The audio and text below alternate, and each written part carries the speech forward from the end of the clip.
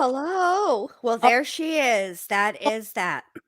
I love that intro. Oh my God, it was so good. In the whole chat, Thank you. it was so good. I loved it. The music was so creepy, but oh, yes, very good. Thank you. Thank you. I'm glad you guys like it. That took me a fuck long time to make that. That's too much. So I'm not, I think I might It was just move the perfect. words around a little bit because I think some of them that are at the top are hard to see. So I'm gonna just adjust those, but that's how it's gonna be. And I'm gonna leave it for a very, very, very long time because that took me a very, very long time to do. It's called Gatekeeper by oh, don't Tori something. Don't get me lying. I got it on Epidemic Sound. So whew, I'm just gonna tweak it a teeny tiny bit because of, you can't see some stuff. Allie, you're naked up here, babe. Your little thing he's not showing All right. Well, the I'm going to picture. leave and come back in a sec. But yeah, hey, everybody in the chat that's saying hey. And yeah, I'll be right So back. all right, babe. Hi, everybody. Thank you guys for being here. I'm so glad to see all of you. Welcome, welcome, welcome in. What a day we had in court today. Now, I was completely sucked in to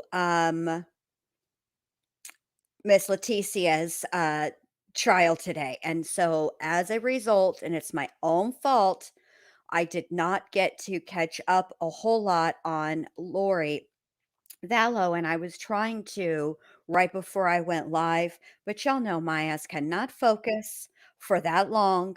I mean, for like, I can't hone in and focus when it's that close to showtime. I always get very nervous. It's like it's like the first time I've gone live every time. So, hello, hello, hello. Welcome, welcome, welcome, everybody. Y'all, we got to hear a word from our sponsors and then we going to get right into it because we ain't got no time to waste. All right, here we go. And Kai, when you're on Jen Lou's channel, what do you do with the like button? Smash, smash, smash! Yeah. Yeah. Yeah. Every time I want to say that. Oh, I'm so glad everybody likes it because this, I usually try to keep them shorter than that, but I think it gives people long enough to get in here for the thingies to go out and all that stuff. So there we go. It's all over and done with, and I'm glad everybody likes it. Okay, so Allie, what did you think of today? Ooh. Oh my gosh. I have so many thoughts. I have lots of, yeah, I was most interested in this, it's a psychiatrist up there. I would actually love to know what Dr. B says about some of her answers that she has. Maybe one day we can have her Well, I go through invited the Dr. testimony B from the to come. psychiatrist. But anyways, then I was trying to catch up with Vallow. Wait, go ahead. No, go ahead. I said, that's all I said. I'm sorry. More days not get sick early. I said. Okay, well, yeah, and then Lori Vallow trying to keep with that was, yeah, it's emotionally. Oh, the Lori Vallow case today, her sister testified and they released a call. Summer went on that. She went on TV standing up for her. And today we hear her bawling her eyes out, telling Lori she basically turned her back on her kids and she would have taken them. And it was emotional, Jen. Yeah. Well, I see I did not get to see Lori Vallow. I only got to see Leticia, and that was a lot. Today was a lot with Leticia, and I I did invite Dr. B. I had invited her earlier today because once they did on when they put the psychiatrist or psych is she a psychiatrist or a psychologist? Psychologist. Yeah, because the nurse practitioner is the one that writes the scripts. Okay, so the psychologist. I was quite interested in what she had to say because how do I put this? she is the first person in that profession that Leticia came into contact with after her arrest. And I was sh- now she has her own opinions, and she's made some of her own assessments and stuff, but she is not, I mean, I'm interested in what she had to say, but she's not the one that I'm the most interested in what she has to say. The one that I'm the Right. most interested in is the next doctor who comes up, because that is the doctor that did all of the Like the testing. forensic or Yes. whatever, right? Like that. Right. Okay. Yes. And then Yes. And she was she's the doing, one that the defense wanted the raw MMPI data from, which I still don't understand what they intend to do with that. So, yeah, I don't know. yeah, it's That's interesting. what So they she wanted. was doing like a clinical basically overview is what she said today, not the Mhm. forensic testing. And Seth, I Right, see right, you. right. We see you, Seth. Sorry, sorry, sorry. I see everybody. I started a little late, and I was a little bit nervous, and so I'm That terrible. intro. That intro was a lot for me, y'all. Y'all do not know how long I've been working on this damn intro. Hold on, let me add Dr. B real quick, which I don't know why she can't get in. She's Yay, yay, yay. admin on here. I don't know why she can't get in. Let me add her.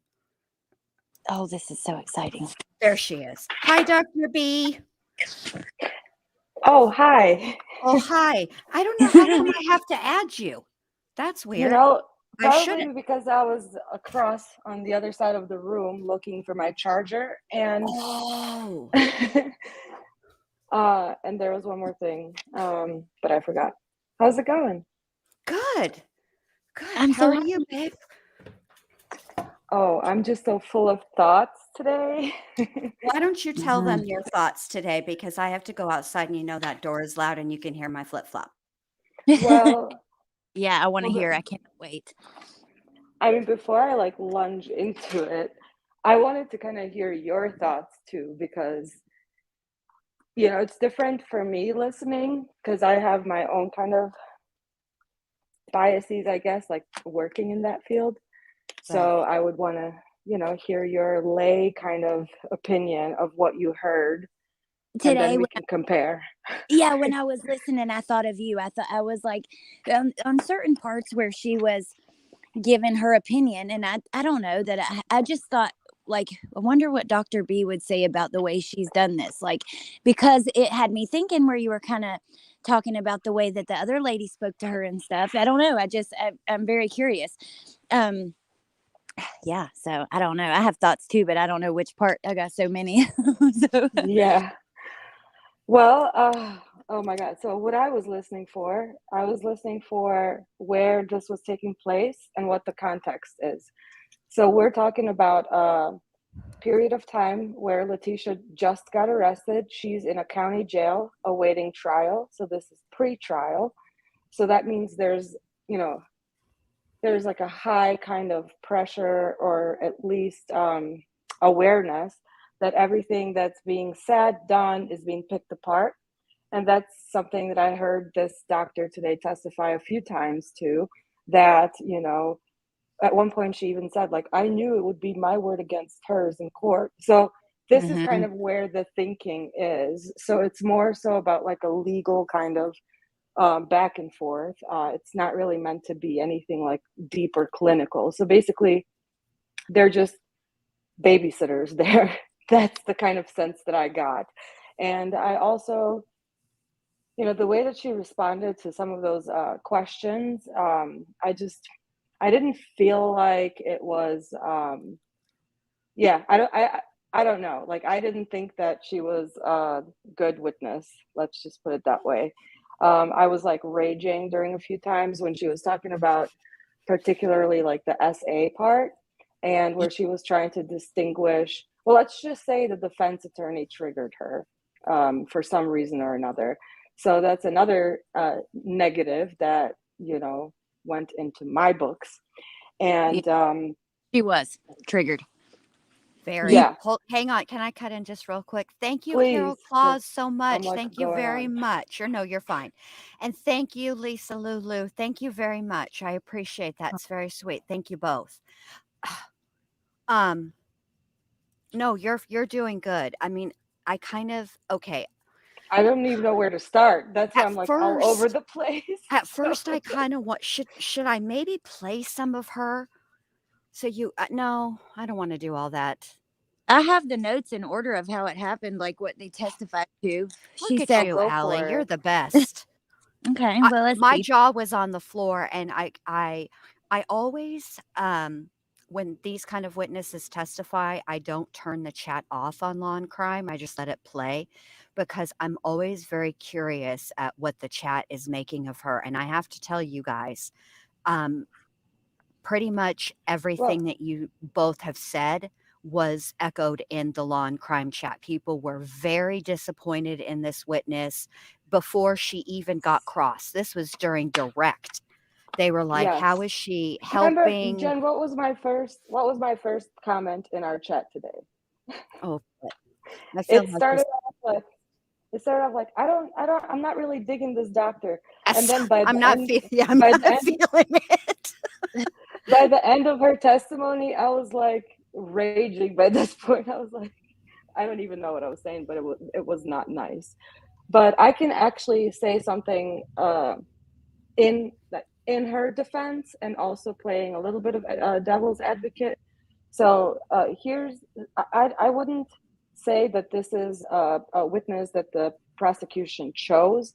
They didn't seek her out to be their expert witness. So this is not an expert witness. She's just someone who was assigned as part of their job in the county jail. So she's not necessarily trained to testify in front of a jury. That's why her testimony was all over the place, and she was contradicting herself. She was trying to adjust her clinical thinking to the jail setting, to the legal setting. So a lot of her language I recognized just from being exposed to that environment, and a lot of it was like, typical kind of like Like what do you surface call level. it? Something that you would see like people who work in the same environment say, like it's like some sort of like this internal culture kind of language that is being used. I But then when you see. hear it in the public forum, and such as a courtroom, and you're trying to listen from a juror's perspective, or from anyone the layperson's perspective, like it sounds off. Like it sounds She sounded completely. institutionalized. Exactly. Thank you, Jen. That's You're exactly the welcome. word that I was looking for. Thank you. That's my Very job. That's institutionalized. why I be getting the big bucks, because I know big vocabulary words. That's why I had no friends when I was a kid. Oh, thank you, Seth, so much. Thank you. And so because of that, she's more of like a witness in terms of her interactions with Leticia, Right. and her observations.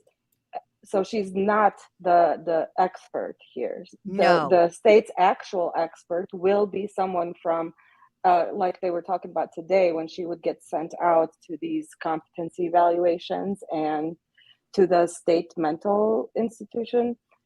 That's where they're going to get their experts from. Yeah, that's what So I was that will telling. be the official Yeah. testimony about her inside Mhm. works. But just hearing this girl today, just it was so. Here's my problem with it. She was so kind of definitive in her answers when she would say like, yeah, that was the first time that she mentioned being abused as a child. So she was more like defending the idea that she's a liar. It's like, girl, we already know. How about you just Yeah. actually She, look at her chart and see that she has reported it in the past. You know what I mean? Like, she Mhm. seemed so biased. I definitely got the idea of like the babysitter type thing. Like you said, like she's the psychiatrist at the jail. She's just the one, exactly.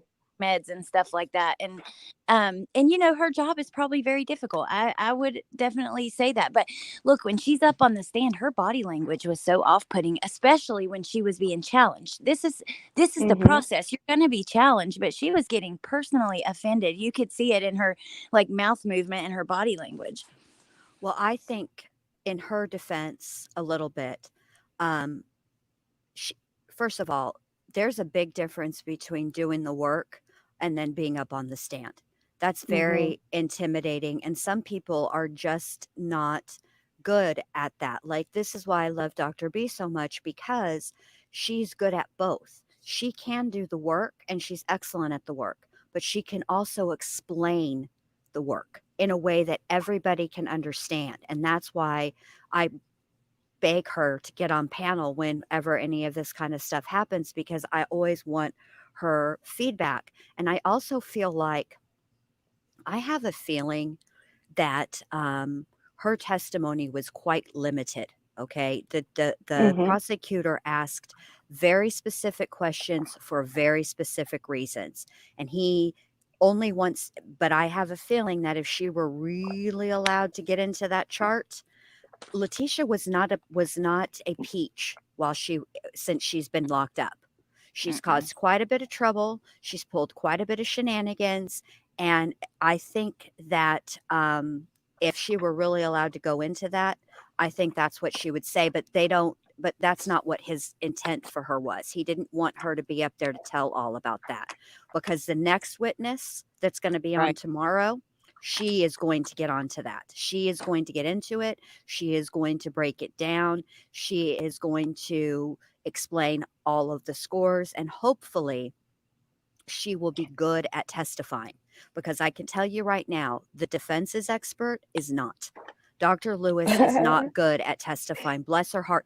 I don't want to take anything away from her.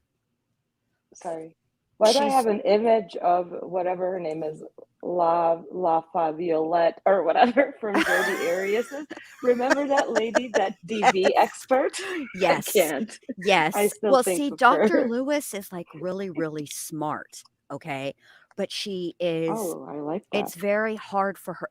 It's somewhere between the brain where the smarts are held and the mouth where the smarts need to come out. It gets a little jumbled up.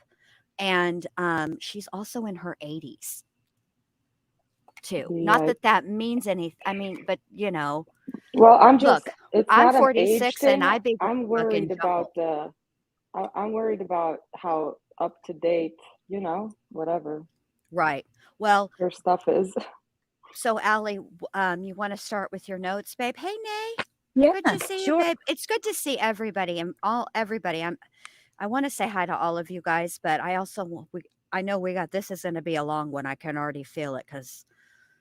Oh, and can I just say before we get started on the notes, I don't know how many of you guys watched today, but I feel that I changed my mind. Dr. B thought it was Lil Lucia that was making a show in the courtroom today, but actually I think it might have been Maria Sanchez, because I think Maria Sanchez is professional, and that's why she had her hair up in a bun, sorta, and these two tendrils like coming down. I wanted to I'm pretty sure I said little Lupita. Yeah, little Lupita. Okay, so it's basically just at the beginning was just them. Now I thought this was interesting. When she comes in, they she, her title, she's a clinical psychiatrist. They tried to have her qualified as an expert, and they both came up to the front and then they came back and dropped it. So that was kind of interesting. And then so I guess she's not qualified to testify as an expert, right? Because they didn't, she is, like, just not after today. They asked. Usually she's like when they come as an expert. Oh, go ahead. Sorry. Right. We keep talking over because there's a delay. Yes. Well, I know she was in the past, but I mean, in this specific trial, she's not allowed to be qualified as an expert because after they went up to the front, they dropped it and just continued on with questioning. You know what I mean? Instead of putting it on the record that she was, which I think all that means is that they can give like more opinion based statements and stuff. I don't know. It's confusing to me. You guys might know more than I do about that, but Well, she's she, kind of like a fact witness rather than a expert witness. right. So she's testifying to her interactions and experience with Leticia, and then qualifying her opinions with why she thinks that. So that's her background and experience, but they're not using her for the facts of the matter. They're just Right. using her as kind of like this is my experience. Right. This is what happened, basically. If that makes sense. Yeah. Yeah. Perfect Something sense. like that. Okay, so then she starts writing what Leticia was saying. She starts talking about the different meetings with Leticia. The first one, like the first thing that she said, Leticia said was, "I have control of my brain. Mentally, I'm fine, and the truth will come out." I thought that was kind of interesting. Leticia talks about having nightmares, bruising. She does talk about her transport and told her that was because of lack of sleep, her attacking the lady. She talks about, yeah. That was okay. Let's just pause there for a minute and unpack this. It Okay. was clearly because she was threatening her. Right. Even though this is what I find interesting about Leticia. She never gives up. It's like she doesn't care that everything that she says is documented. So when she waltzes in and says it was a lack of sleep and she was having sleepwalking and some kind of nightmare in the middle of a sleepwalk, and then bam, here comes the can of Monster. Yeah, whatever, Leticia. It's like she doesn't Well, even recognize that all of that's on, night, you know Yeah. Seth. what's interesting about that, Jen Lou? I kept kind of entertaining that idea today because as I was listening to this lady testify that she was at some point Leticia brought up that she was diagnosed with bipolar, and she was describing how for bipolar there has to be evidence of a depressive episode, which, come on, everybody at some point in their life experiences some form of a depressive episode. But the Right. mania part is what is the tricky part with bipolar. And basically, she was like comfortable ruling it out, which I understand in a jail setting, that's fine. This isn't a clinical setting. But if we look at, now looking at the phone data, like I'm pretty sure that from like the 25th to like the 30th or 31st, she did not sleep at all. And I understand that, she committed this crime, but nevertheless, like she did not sleep at all. So the fact that like, that could potentially be a manic episode, especially with the way that we've heard her talk, like the pressure speech of how she's like, Yeah. So I don't know, like, Oh my there gosh. could be some potential of some of that going on. However, that does not mean that she was insane during the commission of a crime. Absolutely not. There's millions of people with bipolar disorder who do not run around committing murders. So let's just get that out of the way. So this is not enough to by any means pull off this insanity thing. So, which is Was why they it? didn't even go with it, because it's not even a thing. Like they're going with a DID, which is also not a thing for Well, Leticia. they even testified today about her being up all night. Like today, that was part of this morning. They were saying like her phone was going nonstop from like 3 a.m. 8 a.m. So yeah, oh my gosh, I can't believe that the doctor at the jail couldn't put that took the stand today, couldn't put that together. But you at Well, home with that background, I'm sorry, she should have looked into some. I don't know, maybe I'm wrong, but Well, that again, that's her her job's limited not. purpose. Yeah, Yeah. her job is so Like when her. Leticia gets to prison, that's where she's Yes. going to have more long-term Yeah. interactions and yeah, but if that kind of thing. I know, but I'm just saying though, like for her to speak on a diagnosis like that without even, she didn't, like another thing, To she rule it didn't out check. completely, yeah. Yeah, that I had a Yeah. problem with. She's Hmm. like, she didn't even want to entertain it. And Right. there's no danger in entertaining the fact that Leticia very likely is bipolar, and then she's got some cluster B mixed up in there too. For So, sure. I mean, look, the woman talks on 2 times speed all the Yes. time. All the I time. mean, Yeah. Yeah. thank you so much. Okie Crime News. I appreciate that. Thank you. So for her to just completely dismiss it and rule it out, um, Like I like the Canadian rehab stay. You know what I mean? If you're going to talk about it, why didn't somebody like no one verified that? And now the defense can say, "Oh, so we don't know. It could have been true." When we all know damn well that was most likely not true at all. It was just nobody double checked it, and I don't know. Maybe somebody else did See, further on. if I was on that stand, I would have clarified. Like the reason why she got defensive is because obviously, like the defense lawyer was pushing her buttons in terms of her competence. Like, oh, you didn't do this, you didn't do this, Mhm. and that would piss me off too because I know how to do my job, and I'm pretty Right. sure that this lady is good at her job, and that her job is probably to help in the like maintenance of like a jail where people are coming off dope, they're Yeah. waiting, they're screaming, yelling, like all kinds of chaos because you're in the first initial stages of a person's Yeah. life changing, so for her job is to basically keep them from hurting themselves and hurting anyone else. Yeah. And they will do it however they need to do according to their little protocols. So that's the removed part of it. If we really want to dive into that psychology and kind of digging into the background and the history and getting medical records, she doesn't have time for that. Like she's got 500 people on the deck Mhm. that she needs to take care of on a daily basis.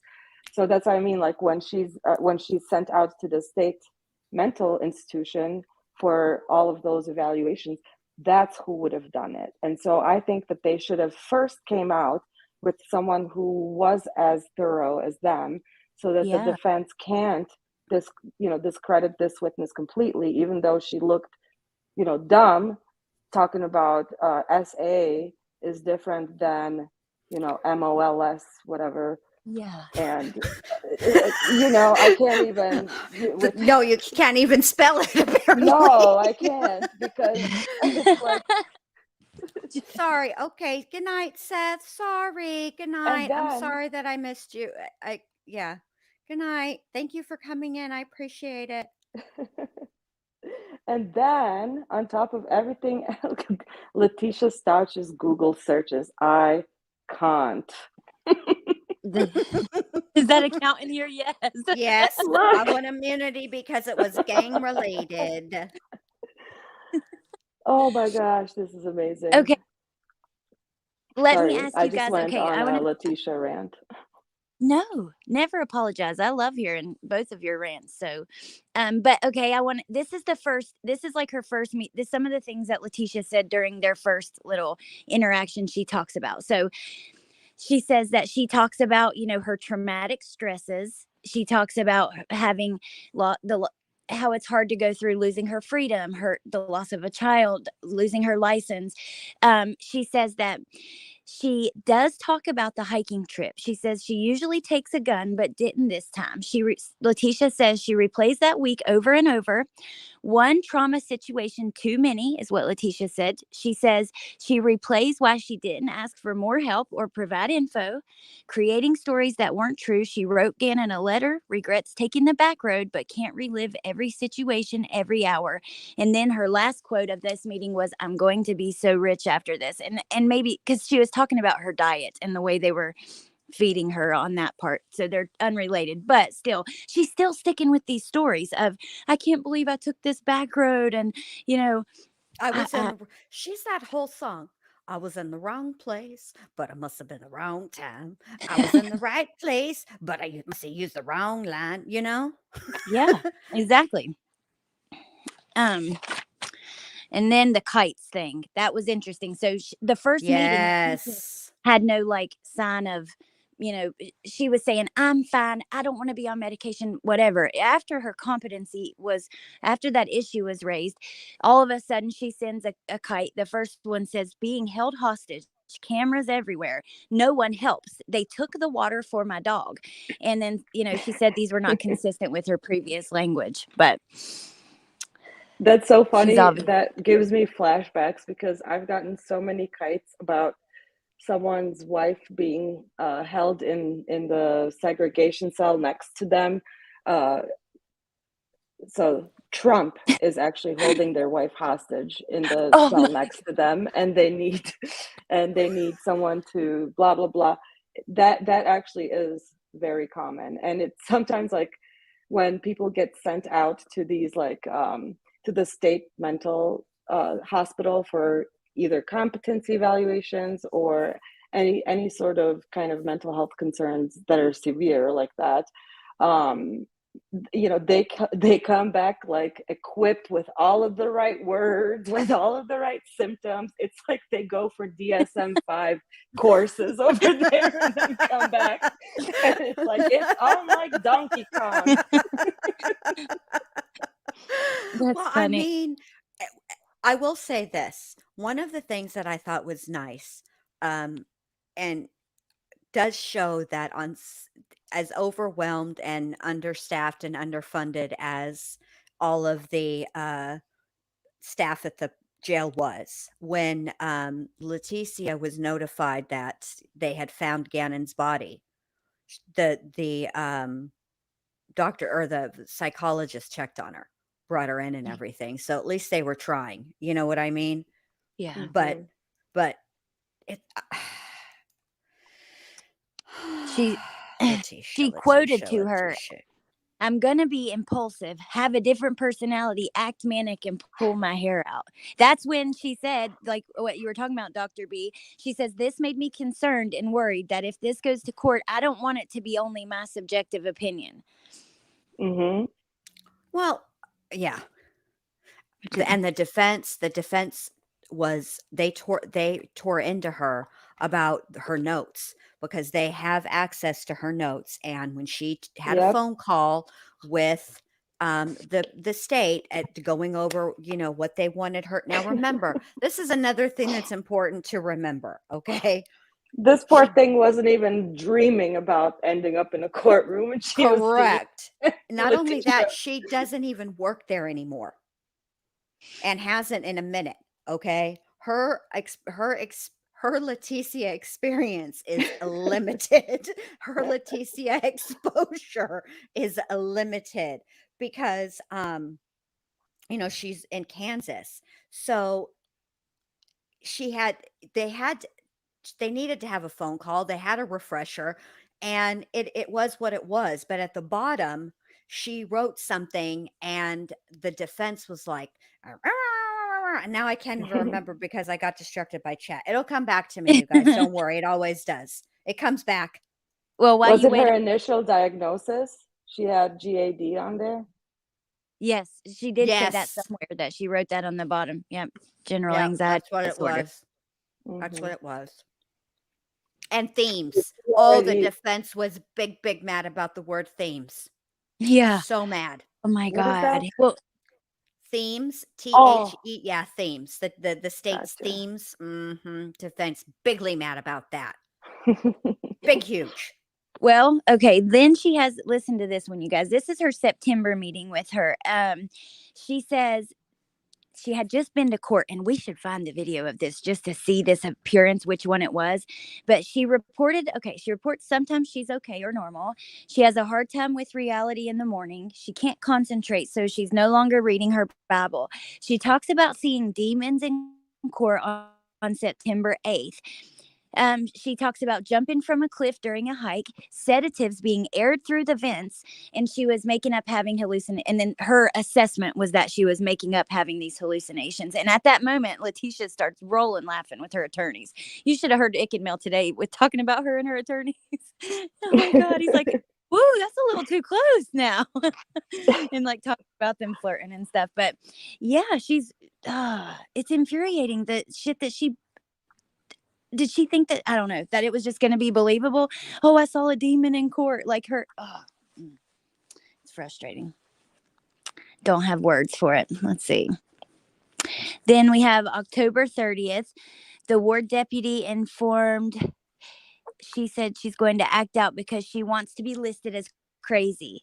She said that to the deputy, supposedly, on October 30th, that she was going to act out because she wanted to be listed as crazy. November, she reports bipolar. Girl, you don't need to act out for that. No, at all. So in November, she reported this is where she reported she's bipolar, has multiple personality, and PTSD. She noted she said that she appeared to be a baseline, which I guess that means you could tell us better, but she said it means there's no symptoms. Like, I guess that's just a normal without what she's saying she's having. She appears to be at baseline. She reported her CompED exam is coming, and she is aware and she is smart. That's what she told her. While y'all are talking, I am looking this up. I found her very, very first one. That's on March 5th. I'm looking for, let's see. September September 8th. September 8th, 2020? Yep. Right? Okay. She did come back from the mental hospital with a prescription for prazosin, which is given for nightmares associated with PTSD. And that's specific to PTSD, kind of like, it's not really one of those where it's like, oh, you can also use it for anxiety. So that was interesting to me. And that's what the lady today also testified to, was that prescription, but that she didn't observe any symptoms consistent with, whatever.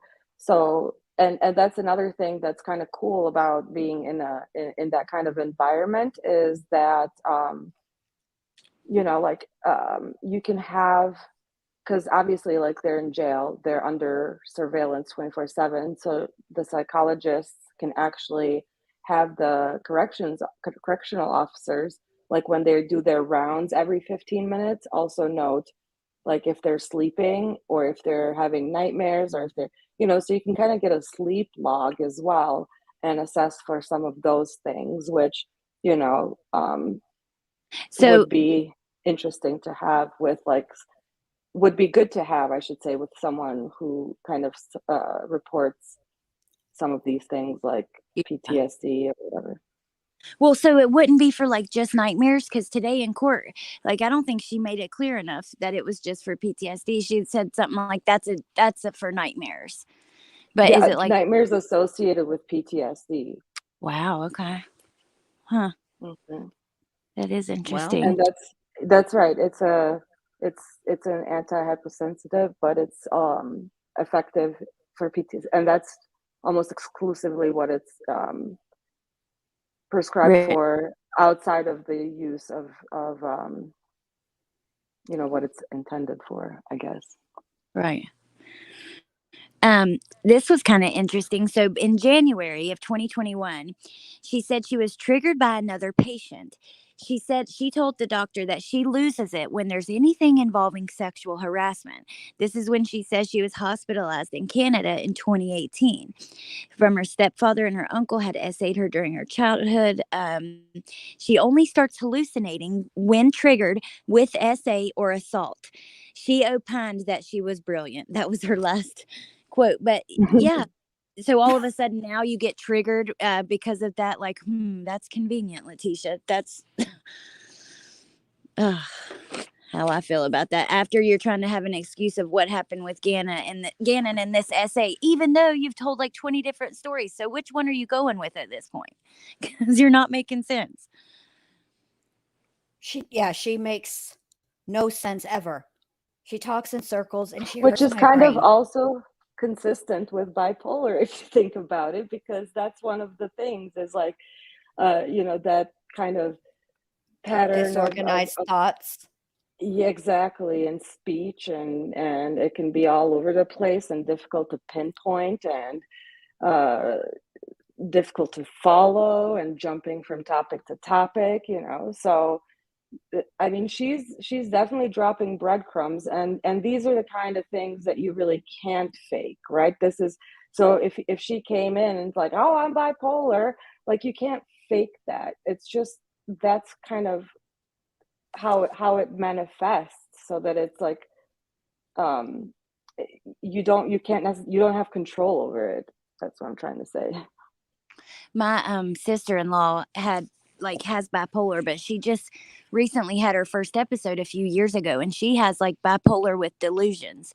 When she gets mad, Mm, she starts thinking she's talking to God. She thinks she is a god. I mean, some very crazy things. She drove across the road with her baby in the car and her eyes closed because God protected them, and the baby wasn't in the car seat. Like when mhm. she will get to a point where I swear, if she committed a crime, I don't know if she should be held liable, because she was totally out of her mind. It's Yeah, crazy. yeah, but so what's going on with Leticia here? Here's the issue. She may very well have been in some form of a manic or heightened mood episode during the commission of the crime. However, that does not qualify as a insanity plea, because she was in her right state of mind. That is essentially everything. She knew right from wrong, and she knew it so much so that she covered up what she Yeah. was doing, came up with these elaborate stories, That's the and part. that's the part where she will never she will never be able to claim insanity, unless she comes up with something as extreme as, oh, I was dissociated and was a completely different personality. And it's like, no, you weren't, because if you were, you wouldn't be able to talk about it. So Right, and that's exactly because you're dissociated. That's the key. yes. I mean, you're dissociated, so you don't your brain the reason your brain dissociates is why, Dr. B, it's protecting you from some sort of trauma, Hmm. right? So why would it if you're just going to remember it, what would be the point? Hmm. And the Google searches, like she was using Google as her personal diary. Like, She Um, was. She you was talking to Cortana like Cortana was her new bestie.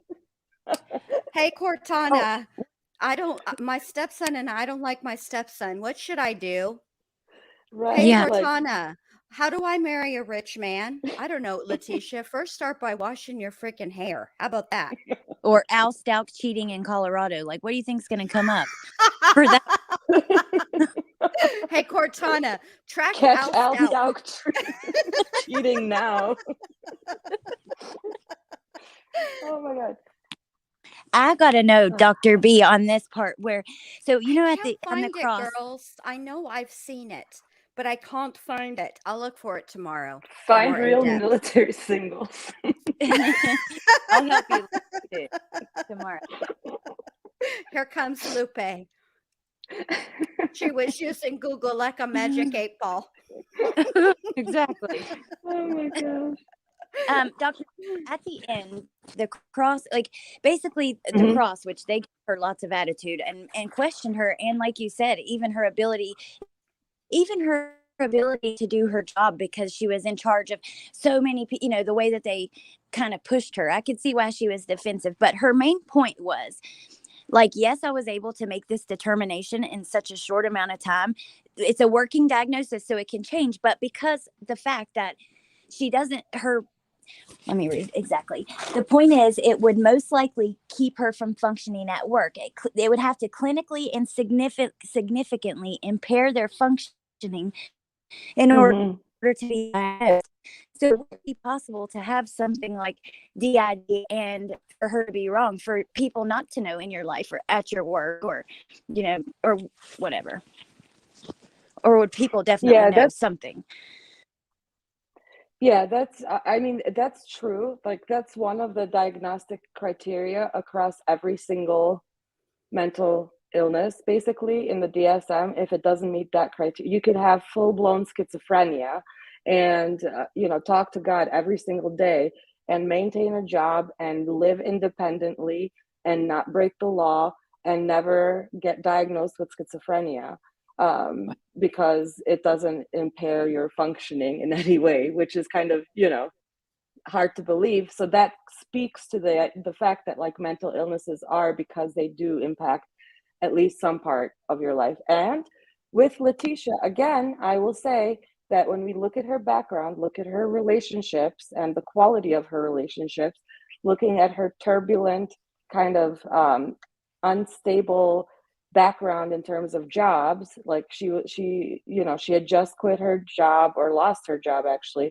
lost her license, like they were saying today. Like there are a couple of events like that were significant that took place that would be stressors for anybody, but we didn't hear that here. It always sounded like Leticia was always like, yeah, on the go. She's always got something in the works, whether she's going to be a college teacher, whether she's going to be a flight attendant, like, there's these like there's this like disconnect somewhere. Like there's definitely something off with her, and it is interfering with her. Like she didn't hold down a job, she killed her freaking stepson, so that's where Right. you see that kind of progression, in my opinion. Like there's definitely something off. Is it insanity? No, like no, that's the final answer. But there definitely are some red flags with Leticia here. Yeah. Well, and 5678 says at the ward case studies, at Alex Erickson, at Dr. B. Don't at me, bro. Someone said today in chat, if she was insane, she would have left G in bed dead and then called him for dinner. Thoughts? I can only say this is just my true crime experience. The only person that I've ever actually followed their case who I believe was 100% the legal definition of insane was Andrea Yates, because of after she drowned the kids, bless their hearts, she laid all of them in the master bedroom and tucked them in, and then that's all she did. She never lied about it. She never tried to cover it up. She never ran. She just, Yeah. I feel like I want to say she went and sat on the porch, if I'm not mistaken. But she suffered from, it's something very rare. What is it? What is it? Postpartum Postpartum depression. psychosis. No, psychosis. She Right, thought with her psychosis. kids, yeah, she thought her kids were demons. They'd been possessed. Right. And Yeah. and the thing was is that she had gone into when she had after this is not the first time that she had postpartum psychosis. She had a really, Right. really bad bout of postpartum depression that did turn into psychosis, and she went and got help. She went into a mental health hospital, and the doctor, the psychiatrist, told her husband and Andrea she cannot have any more children because she has to, she had mental health issues anyway, but she would go into the psychosis, and so but she needed to be able to take her medicine, and the type of medicine that worked for her you cannot take while you're pregnant or while you're breastfeeding. So when Andrea was pregnant with the last baby, she was off of her meds, and after she had the baby she was also off of her meds, and she spiraled. Well, similar to Lindsay Another, Clancy that just happened. Yeah. another not guilty by reason of insanity, like an actual legitimate case, was in the Slender Man stabbing Yes. with the two Yes. girls who Yes. shared the delusion about Slender Man and that Oh whole my God. thing. That's a legitimate kind of insanity defense. I don't know that one. It's a two 14-year-old girls who were on a creepypasta website, and they were kind of there's this figure, I guess, Slender Man, who lived in the woods, and I'm not sure of the details about Slender Don't Man c- himself, don't call that but Kukui. Don't call him. somehow they I don't know, you can like join this Slender Man person if you like, I guess if you kill someone. So Yes. these girls were like so convinced that this is real, and they kind of lured one of their friends into the woods and stabbed her 14 times, thinking that, you know, they will kill her, and when they kill her, that Slender Man will come pick them up and they will kind of live happily ever after. I'm not even sure. But the girl survived, thankfully, and Mm-hmm. both of the girls were found kind of like walking, just wandering down the street. This happened in Wisconsin. And you know, they were picked up, and eventually their interrogations are actually on YouTube as well. So if anyone's interested. But anyways, that's a Ooh. legitimate case of And you know. the one girl ended up while they're trying to figure out what to do with it, because they're the first fight was to battle to not get them tried as adults, to keep them in the juvenile courts. But while all that was going on, um, one of Mm, the girls was diagnosed schizophrenic, and there's a documentary on HBO about it, and it's sad because her parents recognized that there were red flags, but she mm-hmm, was so young that they couldn't get an accurate diagnosis on her. And her mom said that the first red flag she ever had was she sat her down and they watched Bambi together. And Bambi is kind of a messed up. It can be traumatic for kids depending on how old they are. And she was relatively young, and she didn't cry. In fact, if I'm remembering correctly, at the part where this is spoiler alert if you ain't seen Bambi, um, when the mama deer dies, instead of crying and being sad, she turned to her mother and said, "Do you think that it hurt when she got burned up like that? Something off, something really Oh, off." It raised a red flag to her mom, and she kept an eye on her. And there were times when, like, she would talk about seeing things, and they were trying to get her to get her help, and never in a million years did they think that their daughter would be capable of something like this ever. But yeah. yeah. I Mhm. covered a case on TikTok of a mom who, I think her name, it was like 2 or 3 years ago. I've looked a couple times. Her last name was Carter. But she was a African American woman out in California, and she had taken her three kids down to a bridge and threw them all off. And she's walking free now. She spent some years in a mental institution, and now she is, out and free. Well, Andrea Yates gets evaluated every so often. Now, I'll tell y'all this. So, initially, when Andrea Yates was charged, they were not going to let her plead not guilty by reason of insanity. It ended up that her conviction was overturned. They allowed her to plead not guilty by reason of insanity. The plea was accepted, and off to the mental health hospital she went. And whenever she is eligible to get out and be reevaluated, she never does it, and she hasn't on all this time. She doesn't want to be out. She You said know she's what right where case? she belongs. Hmm. You know what Oh, case is would be interesting to argue insanity for, I guess. But anyways, this case is obviously over and done with. However, I think that in the Gypsy Rose case, like she's getting out like next year or this No, year. this year at the end, December, Yeah. she gets out. So she's getting out after having her mother murdered and participating in it.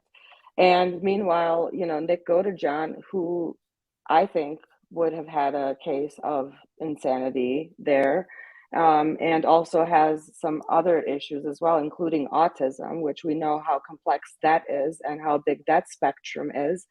And he has a clear history of a lot of kind of behaviors that would support, you know, He has that some not being able to tell right from wrong, i.e., he was arrested one day for masturbating at McDonald's for 9 hours straight. So Oh my I God. don't think he was actually masturbating for 9 hours. He'd been in there's a really it's the way that the lady reads it out. There should be a pause there. He was well, it doesn't matter. He was doing it in public, in is what I'm exactly, saying. exactly. But I just think to say he was doing it for 9 hours is, yeah, Well, that's being a at lot. McDonald's for 9 hours too is also not No, normal, not you healthy. know. No, So, but you know what he so did? either way, it's like, He did have one time he was committed because he did have a psychotic break. He did have some psychosis, and he was supposed to be on medication. And I watched his trial, and I have to tell you, it is my personal opinion that where the jury got lost Tisha, Tisha, is behave. where the jury got lost was when Nick Godejohn's expert witness testified. He just didn't. I understood everything he was saying, and I got what he was trying to tell the jury and convey to the jury. But uh, the state's witness was much more personable and made jokes, and he wasn't as dry. And I think people were of the opinion that Nick was saying his defense was that um, autism is what caused him to do this, and people were like, up Yeah, in arms that's about it, fine. and it's not. It is the type the type of autism, Nick's autism. What the problem was with him is he was very, very literal. So when Gypsy said there is no other way, there was no other way. He Right. did not have the necessary faculties, actually, in my opinion, and I think, well, obviously his expert witness's opinion too, to form the deliberation required in premeditation. And deliberation doesn't have to be long, but he didn't, he didn't know there was no way out of it. And besides the fact that he told somebody that this is what Gypsy wanted done, and nobody told him, nobody tried to intervene on Nick's behalf, or, nobody believed that Gypsy, people just thought Gypsy was just talking, but obviously she was Well, not just do y'all talking. think she should be let out? What are No, y'all's thoughts on No, that? no, Oh, she mm-mm. needs to be locked up for I life. see. We're I going to didn't see follow her that from case her like that. again.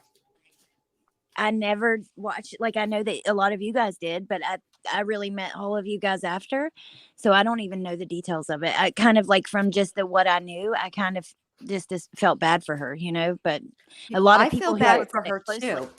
She was definitely abused. There's no doubt about it. But yeah, Go ahead, Jen. she was definitely abused, but I'll tell you this, not all of it, not everything is as it seems. And the truth of the matter is when you really break down Gypsy Rose's medical records, they weren't Mhm. actually, so her mom wasn't doing to make her sick. What she was doing was taking her in diagnostics, okay? Which that none of this is good. This isn't the right way to raise people at all. But it isn't quite as the media has portrayed the narrative. Yeah. But the bottom line is that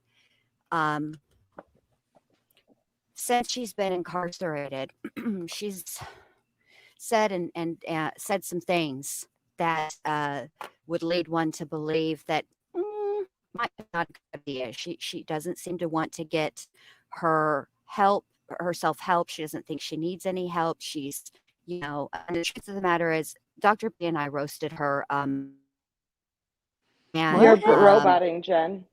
shit. Hold on. Not for. Oh, well, it wasn't for me. Oh, it wasn't for you? Mm-mm. Okay. Well, it was for me. But that's probably not saying much, because if it was for her, and I know my internet sucks, I'm surprised it wasn't for me. I'm usually the one messed up. Oh, maybe it's me. It's me, I think. Am I still a body? Yeah. Now you are for me. Yep. Okay. Well, just you guys keep talking and I'll mute for a minute till I get back in. A lot of people, Dr. B, who, like, I've noticed a lot of people who've looked at that case closer than surface level say the same thing you guys said, that, like, no, she, it's not exactly as it's written. Yeah. So I mean, obviously, yes, she was abused. There's no doubt about it. And the thing here is at some point, um, the victim becomes a perpetrator as well. And that's the case here with Gypsy, in my opinion, where she has taken on all of the skills and at some point also saw the benefit of what was going on and took full advantage of it when there were plenty of other opportunities to kind of end the situation that she was in. I think that she chose not to for several reasons. Like, number one, because she was enjoying the benefits of it. Number two, because she didn't want to be held responsible or accountable for it.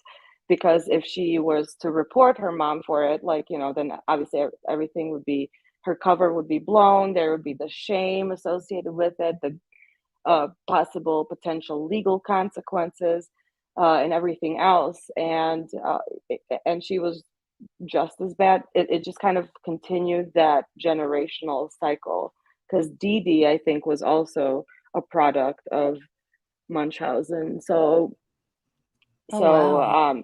and the way that she groomed Nick and used him in the same way, kind of, in that very capable and very, Jen, read my mind. I'm in a robot though. No, you No, sound you're good I'm now. okay. He Oh, groomed him and she was highly manipulative. Hold on, I'll you're go in. robotic. As soon as we told her she was good. Oh man, sorry. That's so interesting, though. I want to look more into it now. But is that usually how it works? Like with Munchausen, like if you were a product of it, would that make you more likely to have it, or? Well, it depends on, like, if it's, it depends. In this case, it was definitely something that was kind of it was part of this toxic hand me down through this like generation of these women, which is really sad. And there were several points where, several doctors kind of had like red flags going up, but it was never really like looked into. So there was never any intervention. And, usually it depends, it's depending on like the protective factors, and if there is any intervention like early on, and consequences, prosecution, because the treatment for Munchausen is arresting the parent, sending them to jail. So Right. Wow. Okay, so what Dr. B is trying to say is that, she definitely groomed Nick. She sought him out. He is not the first guy that she ever talked badly about Dee Dee and what she was going through. Okay. Mhm. She was a lot more free than people think. And the truth that I'll just tell you guys what I think. All right. This is what I really think happened. All right. I think when they did their last trip to Florida, Dee Dee got really sick. Okay. So sick she had to be hospitalized. And I think it sent Gypsy into a panic, because I think Gypsy was worried that the gig would be up. And the truth of the matter is her mom and her. No, Alice, stop trying to bite the cord. What's wrong with you? Sorry. Sorry, you guys. Uh, anyway, they had a very toxic relationship, and I do believe that Dee Dee would say to Gypsy that if Gypsy didn't, keep up the appearances, that she would, they would both be in trouble, because I believe that Gypsy knew her age. Gypsy didn't only just live with her mom. Okay, for a long time when they were in Louisiana, they lived with Gypsy's mom and they had family around all of the time. And these are in like when she didn't even leave till she was what, like 13? So she knew how old she was. They kept up appearances and it was what it was. But anyway, when she got sick, when Dee Dee got sick in Florida, I think it freaked Gypsy out. And I think that she was worried that the gig would be up and that Gypsy would be on the hook for all of the Social Security disability scamming that they had both done. That's the truth. And the other truth is that when they were looking into the murder of Dee Dee, they were also looking into the scams. And that's true. So Wow. hopefully, look, I can tell you right now, she didn't get any therapy in prison, not because it wasn't offered, but because she didn't want it. Period. So I don't know what she learned. And no, Alice is not human, Pepper. She's the cat. She's my crazy, crazy cat. Who's a Dr. thug B's all the time. Dr. B left. She comment, said she was listening. I got it. I see.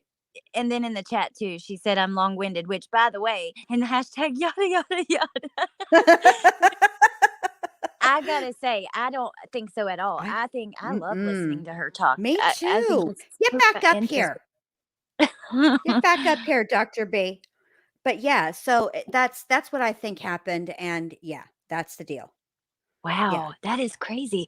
And it's crazy to think that like her Munchausen was almost learned behavior. Like, wow, I don't know. Yes. It's sad. Very sad. It's generational dysfunction for sure in that family. I mean, it is true that you sh- you can think both of Gypsy. I can recognize that Gypsy was a victim, but also a perpetrator. They're not mutually exclusive. Even Dr. Phil said the same thing. Right. So Amber says she has lots of people giving her money in prison. Wow, really? she does. She does. She does, and she's not married. Well, now she might be. I know that, of course, her and Nick broke it off. Prison will do that. And then there was another guy that she was going to marry, and then they fell out. But I think I read somewhere on Facebook, not that long ago that, yeah, she ended up getting married. But yeah, she's, Okay, now, do we wanna talk about, oh crap, you guys almost got blocked. Alice stepped on the phone. Sorry about that, y'all. One of her supporters posted in the group. She is. Want to talk about what, Jen? Um, who's the other person we're talking about? Oh, Lori. And I know you sent me something, so hold on. Well, Yeah, it's Alice actually a really good very recap. distracting to me. She's just a maniac. Hold on, let me Alice, add, get it together. Go sit down. just she Go lay just down, likes Alice. all the chords. She is laying down, but she's laying down and trying to bat at all the chords. Allie said for you to go lay down. I wish you guys could see her face. She has the stankest face on right now. She's like, who the hell is Alice? Tell her to go on somewhere. Nobody tells Alice what to do. Alice is the No. boss of Alice. Alice is the boss of the house. Alice is the boss Even of in her own everybody. little way. Oh, she runs the show here. I'll tell you that. All right, so I found it. I'm pulling it up now as we speak. Let's move on to Lori Vallow because she had a big day today too, you guys. Her sister testified, and Allie sent me a phone call between oh, this is a long one. Yeah, we're but the gonna one watch before it. that is okay. That's their call, and then before that, I sent you like a quick 5-minute recap of today's hearing, like today's day. I clicked the wrong gamut. Well, I want to hear this call. Let's hear this call. All right, All let's right, do y'all it. ready? 'Cause I'm gonna turn the closed captions on. All right. Okay. It takes a Let me second to hit start because like present. the beginning of the recording is like the first day in court, so you might be able to skip to like 2 minutes in or so. Okie Just like dokie. skip around when you get in. Okie dokie, artichoke. Oh, this is hard. I will do it. Is it hard to listen to? Yeah, Summer is bawling her eyes out and telling her basically, we would have taken the kids. You like, just, I cannot, like, talking about Tylee and Jay. So she at one point says they're buried in Chad's yard. Like, she's very upset because remember, Summer went on national news with her mom to say my sister would never hurt her kids. She's an incredible mom. And then when they were found in Chad's yard, a lot of people thought maybe she knew, but I believe now after hearing this, oh no, she believed that Lori would never hurt her kids. It's really sad right now to listen to. that this is going to be one they have to clean up because the audio is Yeah. really low. All right. I Yeah. found it. I got it. I'm right to the call. All right. Okay. So hold on. I'm going to make it big. All right. Here we go. Okay. I remember her sister and her mom doing those interviews. Because right. her mom had super tan. She like Mm-hmm. Mhm. Yeah. All right. Here we go, y'all. Okay.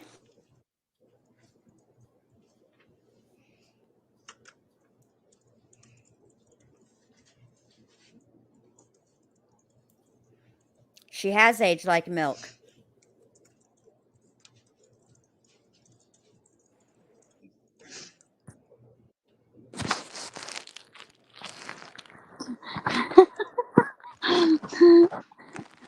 Y'all need to believe him.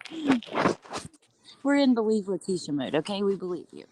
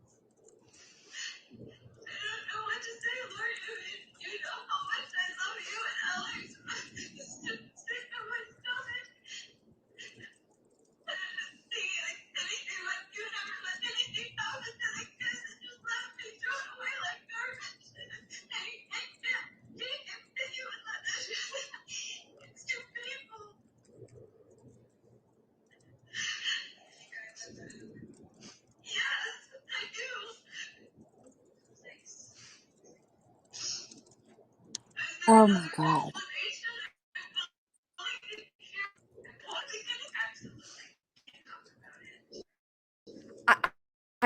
I don't understand how you're getting paused, Lori. I know it's not Lori talking right that second, but I do not understand how these people call her, or she calls them, I should say, right? She makes these calls and her family, these are people you grew up with. Let me tell you something. If my sister called me crying like that, where you can barely understand her, yeah, Oh would my I God. be calm? Yes, I would be calm, but not the way that Lori is. There's a difference between being Yeah. calm and being cold. Lori is cold. Yeah. I'm She is. telling you guys, I just have this feeling in my gut that they are all still believers. Lori, Chad, Melanie G, Melanie B, and David, and Zulema, Ugh. and that whole, rowdy bunch, because She,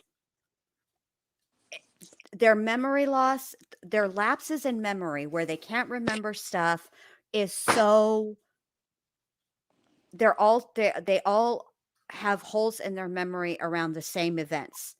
they do. That's just facts. And then you Well, have Lori over here who, hang on, Allie, just 1 second. Now I'll make it quick and then I'm gonna let you talk because I don't want to interrupt you because you always have good stuff to say. And Lori, you would think, you guys, that she's separated from Chad. She is locked up. She, she does not have her children anymore. You would think that reality would set in. And if nothing else, she would be sad about the loss of her children, period. Not if you know what I'm saying? mm-hmm. But not this one. She's completely It's crazy because that's all I was going to say, and I wasn't meaning to interrupt you, No, but babe, you weren't. when her sister, you can hardly hear Lori, but her sister Summer says something like, they're people, you threw them away like trash, or She did. That's what she said. You just threw them away like garbage. and then does Lori say, do you think I would do that? And she said, yes, I do. And Lori said, thanks. Yeah. Lori, like, yes, she thinks you would do that. Your kids are no longer living. They were found in Chad's backyard. You were in jail. What do you mean? Do you think I would let that happen? You let it happen. You Stop. did let it happen. And on top of it, her tone. This is what gets me about Lori. This is why I lose my patience with her and Leticia. Her sister is falling to pieces because she's lost her niece, she's lost her nephew, and guess what else? She's lost her sister. Okay.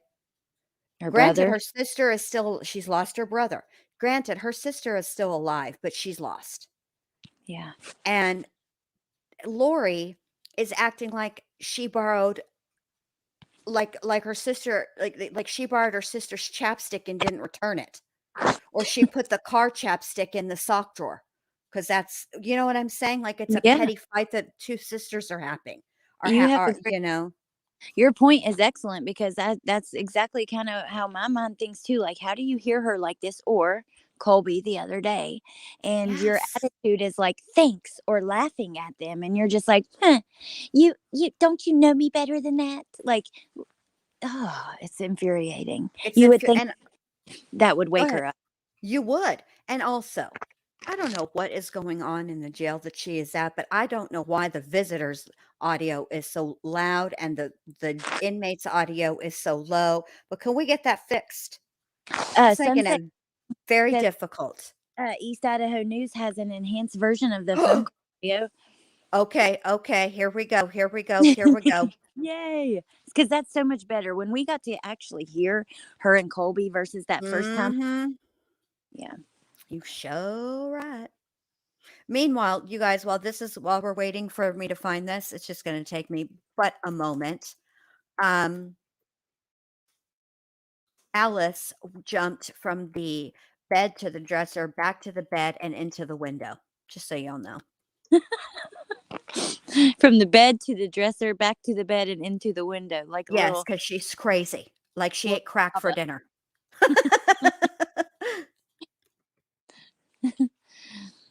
Cracked out Alice. Oh, cracked She's out cracked Alice. out. She's all spiced up. She's all spiced up on a Tuesday evening. All right. Okay, let's see. We need an Alice emoji over here. We do. We have one. Is there? Yeah. Oh. Oh, I'm in the StreamYard anyway, so I can't see it. But yeah, I didn't notice that before. Let me see if it's better. Yeah, much better. Okay. Let me stop sharing this one. Close this window. Yeah, well, you won't be able to, I'll put it in the chat. Yeah, but you won't be able to see it. I hate that. StreamYard needs to get with it, man. It'll just say Alice, Alice, Alice. It's unimpressed. It's that picture of her where she's laying underneath the Christmas tree. I'll I'm send gonna it to you. and Open look YouTube. Okay, Yeah. okay. All right, hold on. Let me add this to the stream. All right, here we go. Hey, Sonny.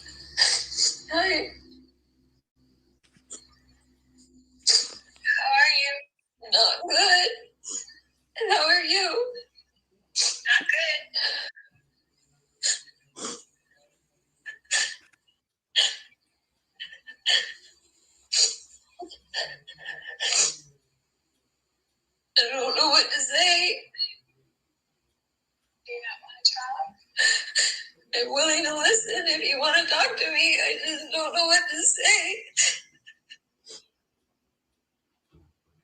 I don't know what anybody knows. I've been in isolation for 2 weeks, so I don't know anything that's going on. I haven't talked to anyone. Well, they know that they found Tyler buried in a pet cemetery and Gigi buried on Chad's backyard. And we don't understand how that happened or why. Can you tell us?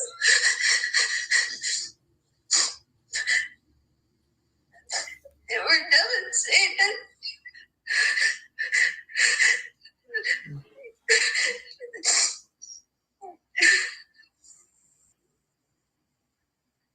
Did you know they were there?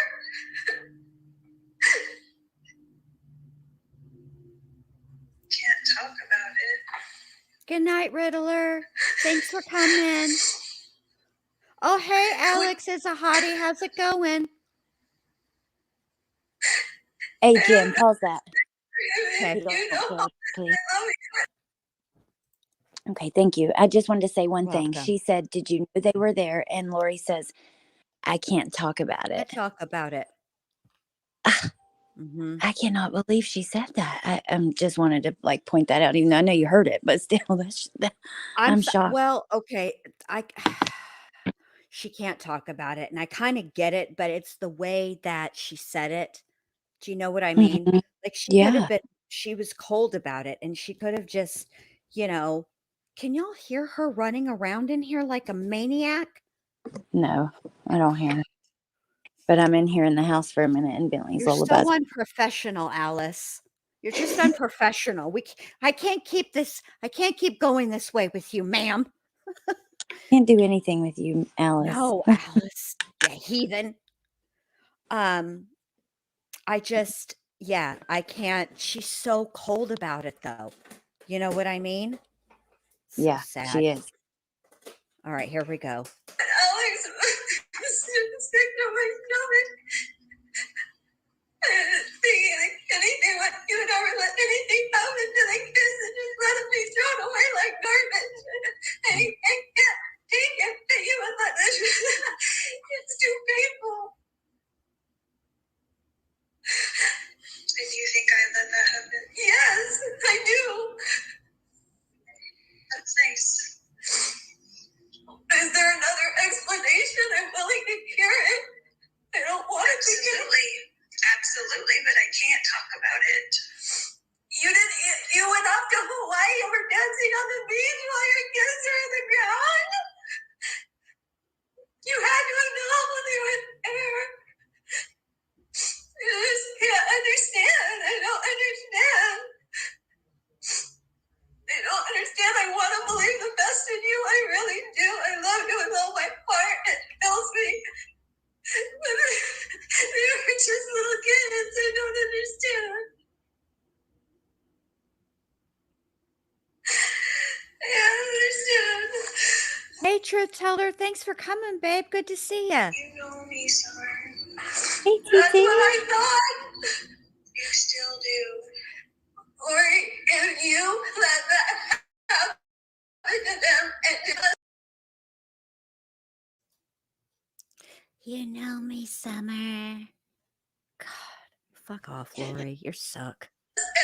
to be in the ground like a piece of trash, that I don't know you because you would have never done anything like that. That's correct.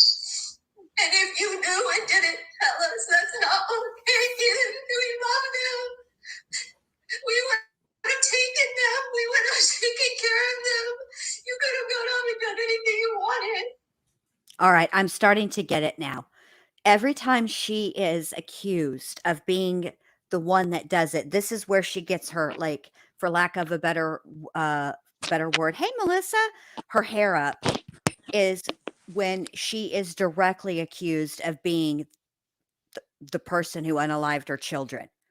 That's where her hair gets up. And that's what she's denying. Not that she didn't know about it, not that she didn't set it up, just that she's the, as if that absolves her of anything. You knew it was going to Yeah. happen, Lori. Stop playing with these people out here and stop wasting taxpayer dollars. Just say you're guilty, get your punishment, and get it over with.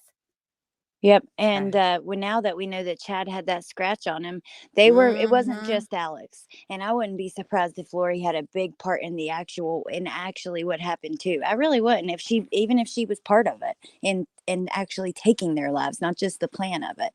Well, when you do not she did nothing. That we know that for sure, that she did nothing.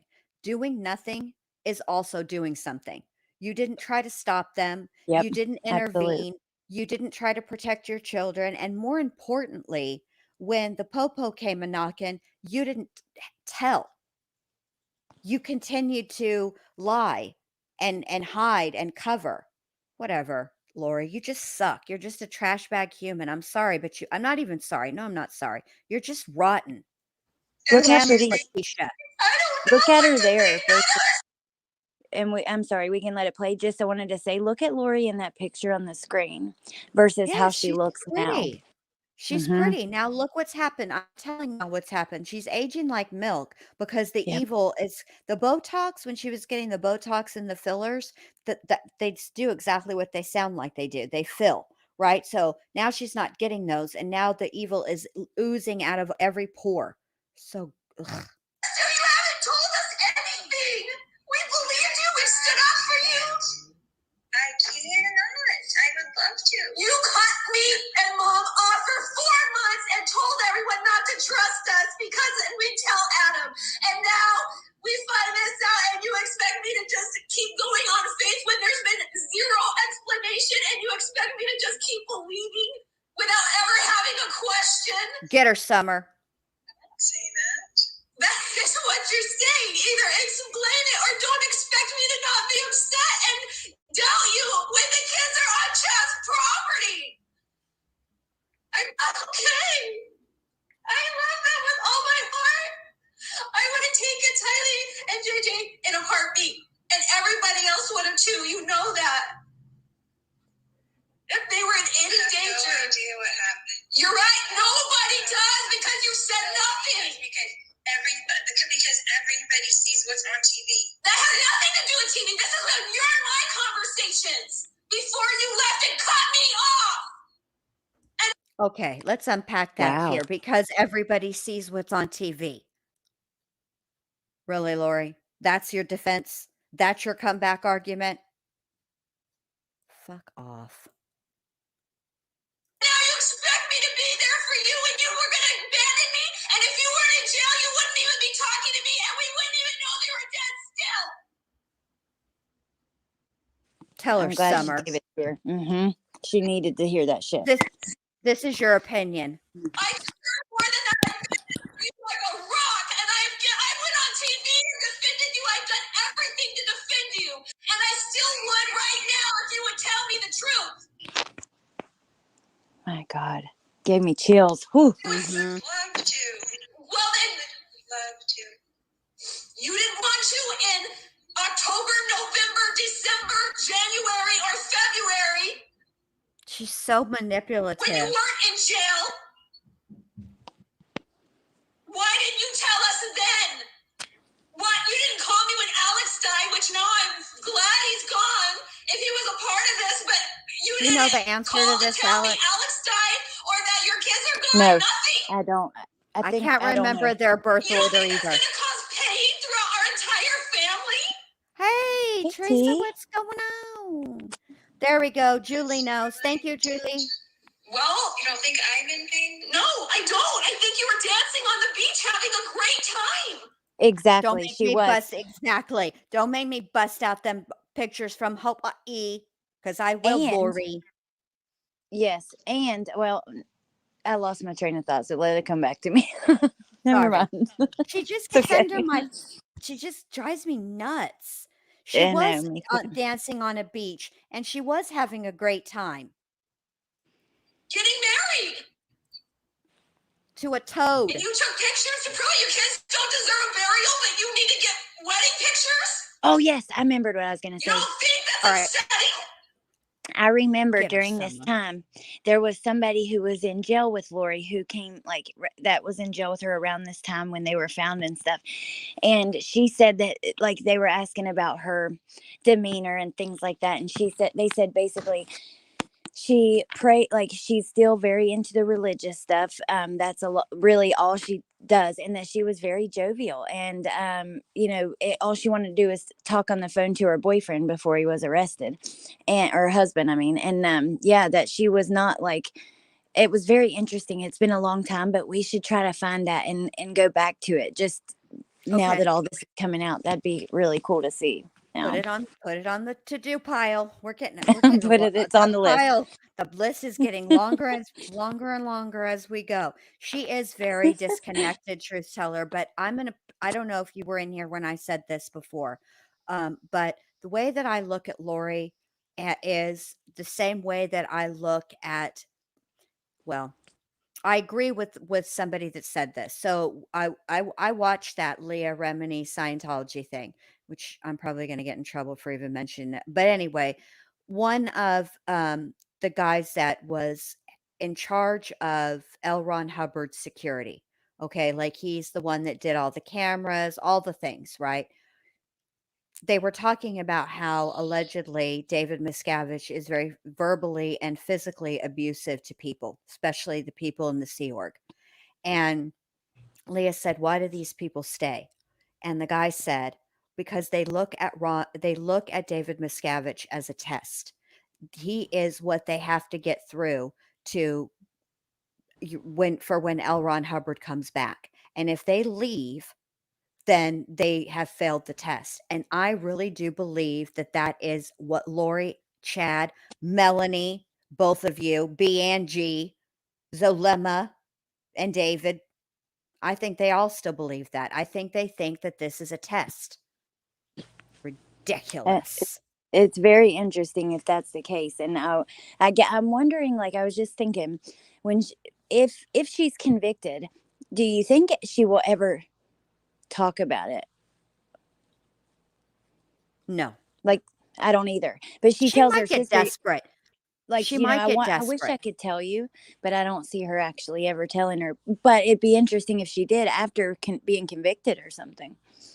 She might get desperate. I don't know what her commissary is like right now. I don't know what how much money she has on her books and who's sending her money and stuff like that. I would, but somebody is. Hmm. So, but when that dries up, and it always does, we'll see. She might get desperate, but here's the problem. I don't think that I would believe anything that came out of her freaking mouth any damn way. I don't I know. know. I'd have to hear it. It's kind of Yeah, like me people too. say when Chris Watts confesses, don't bother. He's a Yeah, liar. I wouldn't be able to believe but anything he said any damn way. I'd still listen, but I wouldn't believe it. I wouldn't either, but I'd be more likely to believe Lori coming out with the truth than Chris or Leticia, because Lori hasn't said much. They've said a million things. So, you know what I mean? Even though I Mhm. agree with you, nothing they say can we take for the truth, but still, I don't know. I would love to hear what she believes actually happened, because I go back and forth if I can decide whether she was truly convinced of all of this. And in that case, should she be, consider, which in Idaho they don't have the insanity defense, but still, should she be in a mental hospital or something? It might come up in sentencing. I don't know. They said it only if the death penalty was on the table did they plan on bringing her mental health into it at first. But Yeah. I don't know. I really want. I can't decide if she. I can't decide what I believe was going on in her head. Well, it wasn't about her kids, that's for sure. Nobody Yep. knows. I'm sorry, honey. Oh my God. Nobody knows, huh? Then nobody knows except for you and the Lord. Yeah, ask him. I have. And guess what? I don't have one scripture that says it's okay for children to be thrown away like garbage in the ground. And that's okay. There is nothing in the scriptures that is godly about hurting a child. Nothing. And they deserve a proper burial with family that loves them at the least.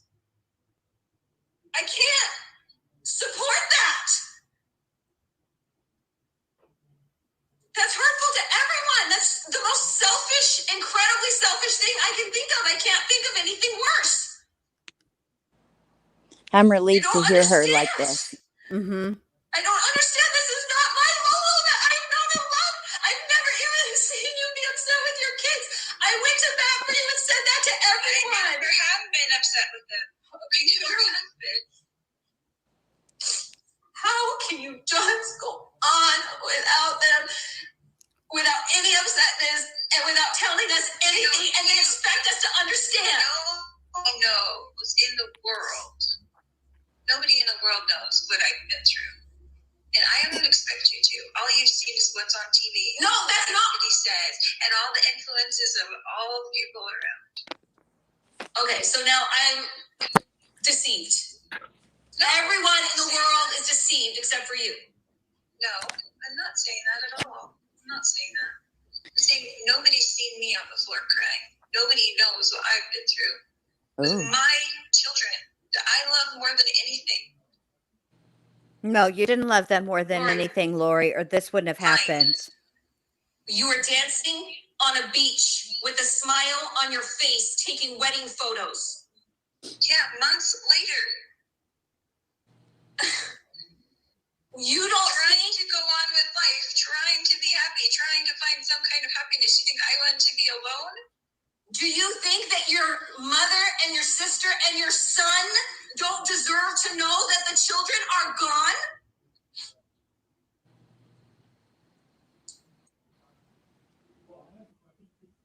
Why wouldn't you call and tell us that? Why were we cut off? You saying you want to go on and be happy? You're just going to be happy Yes, you without did, your family Teresa. in your life until you're stuck in jail and I'm the only one stupid enough to be your friend when I've been your best support. Yep, she did. I've loved you my whole life. I still do. I can't bear to think anything bad about you. Oh my It hurts God. me. I don't want to see you in jail. I don't want you to be there. I don't want people to misunderstand. If you would tell me the truth, I would stand up for you for the rest of the time. You know that I would. I know you would. But there is nothing okay about this. Nothing. Jen, Yeah. today when she was in the courtroom, supposedly, this comes from Gigi from the Pretty Lies and Alibis, but it's on that, I think it's on that quick video I sent you. She said, let me like, find when that again. Hold on. I'm when listening to you. Summer was being sworn in, that Lori like turned towards her and had a huge smile on her face, and that Lori keeps trying to like look at her and connect with her, but Summer seems like shut off from her, that it's very different than how Wow. it was then. That's crazy. Well, I mean, she's, you know, I can't say I blame her. Yeah, me neither. I'm proud. She did admit, when Lori did definitely say months later, that happened months later. Okay, Lori, so you knew they were where they Right. were at. While Exactly. Nate and screaming at you, Lori, where are the kids? And you and Kat, Exactly. and yeah, you know exactly where they were, and you admitted it just right there. Thank you. Wow. She's a piece of work, ain't she? God. Teresa All right. says Nate said Summer smiled at Lori this morning. Interesting. Yeah. Interesting. If you think it's okay, well, you have greatly been deceived if you think this is okay. Nothing about this Hey, is Corky. okay, Summer. We've all read the scriptures. I know you've told me about a lot of your spiritual experiences. You know I've tried to support you in all of them. But I am telling you, because I love you with all my heart, please consider that Chad has lied and been deceived, and that you have been deceived, and that this is not what you think it is. There's nothing okay about killing children. Nothing. And even if you didn't kill them, and Chad didn't kill them, and Alex didn't kill them, you threw them away Summer. like garbage in the ground. You tiny mother burn. I can't have you guys and threw her in a pet cemetery. You know that's so degrading. How can you let them do that? I don't understand. It's so painful. I can't even tell you. That's how Lori should sound. That's how Lori should Mhm. sound. That's exactly how she should sound. Consider that you have been deceived. That is not Christ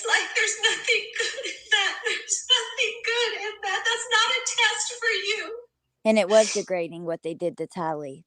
It They treated was. her horrifically.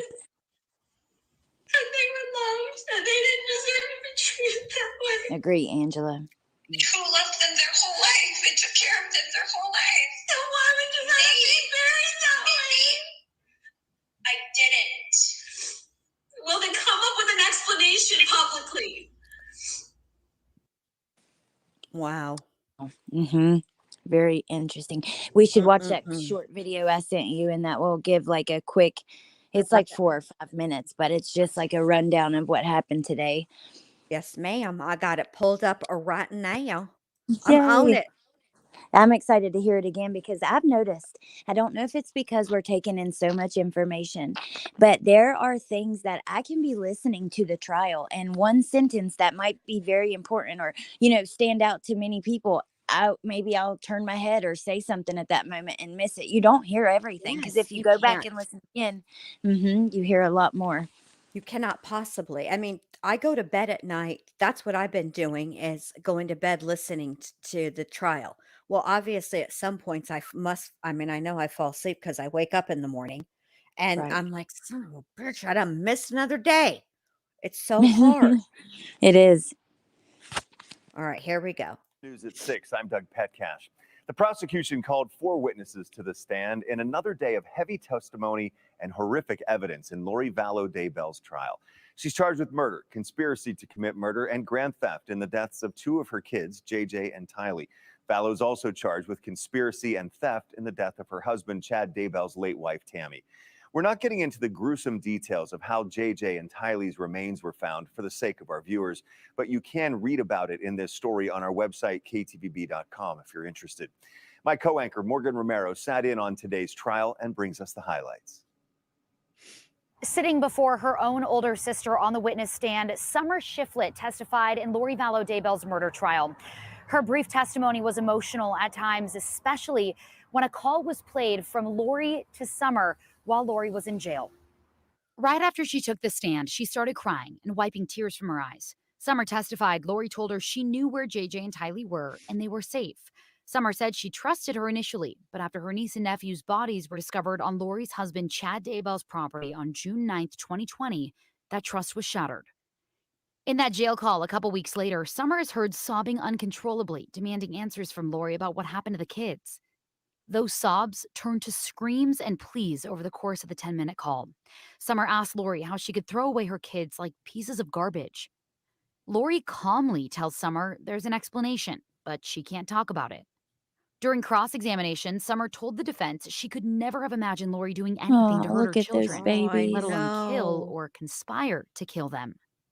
Lori's uncle Rex Connor spoke to the media outside the He courthouse looks this like morning Alex. ahead of Summer's testimony. Well, it's tough on her, as it would be on anyone. I mean, the whole process is tough on anyone in there, and we aren't looking forward to seeing pictures they said we're going to see today, so that'll be tough on everyone. So we're looking for a tough day. The jury saw multiple photos of Chad Daybell's property from the day the kids were found. They saw more gruesome photos of Tylee's remains and heard more horrific testimony about how she was found. That came when FBI Special Agent Steve Daniels was on the stand. Daniels said they found pieces of bone, organic material, and fabric in Daybell's fire pit, as well as a chain with the words Pura Vida. When investigators dug next to the pet cemetery on his property, they found more pieces of bone and smelled decomposing human remains. That was later determined to be Tylee's burial site. JJ's grandpa, Larry Woodcock, knew today would be heavy. During the testimony today, I don't think I'm staying in court because it doesn't do anything, but just, it makes you, it's depressing. It's severely depressing. And so I doubt if I'll stay in court for that. FBI Special Agent Nick Balance was also back on the stand to start the morning. He testified that on September 23, 2019, the day after JJ was last seen, Google location history showed Alex Cox's phone at Daybell's property, including at a spot very close to where JJ's body was ultimately dug up. Prosecutors believe the three conspired to kill the kids and Daybell's wife, Tammy. A retired Rexburg police officer talked about all the search warrants he got over the course of the investigation. He says he learned Alex Cox went to a shooting range multiple times before the deaths of Tammy, Tylee, and JJ. Prosecutors are jumping around in this case. Former Ada County Chief Deputy Prosecutor Gene Fisher says that's likely to accommodate witnesses. Is it difficult for jurors, you think, to keep track of all of it when it's not linear? I think it certainly can make the story a little bit harder to follow, and memory being what it is, being such a long case. So that, again, that's why it's really going to be on these prosecutors to be able to weave it all together and put it in a cohesive ending, for their conclusion and their arguments at the end of this case. Vallow's trial will pick back up at the Ada County Courthouse Wednesday morning at 8:30 with more testimony from FBI Special Agent Steve Daniels. We do expect that, again, to be pretty heavy. He's the Reporting in one Boise, Morgan Romero, Idaho News before Channel 7. at Chad's, I For think. updates throughout the trial, you can visit handsome the one. story. Oh yes, you're the one that you have a crush on. Mm-hmm.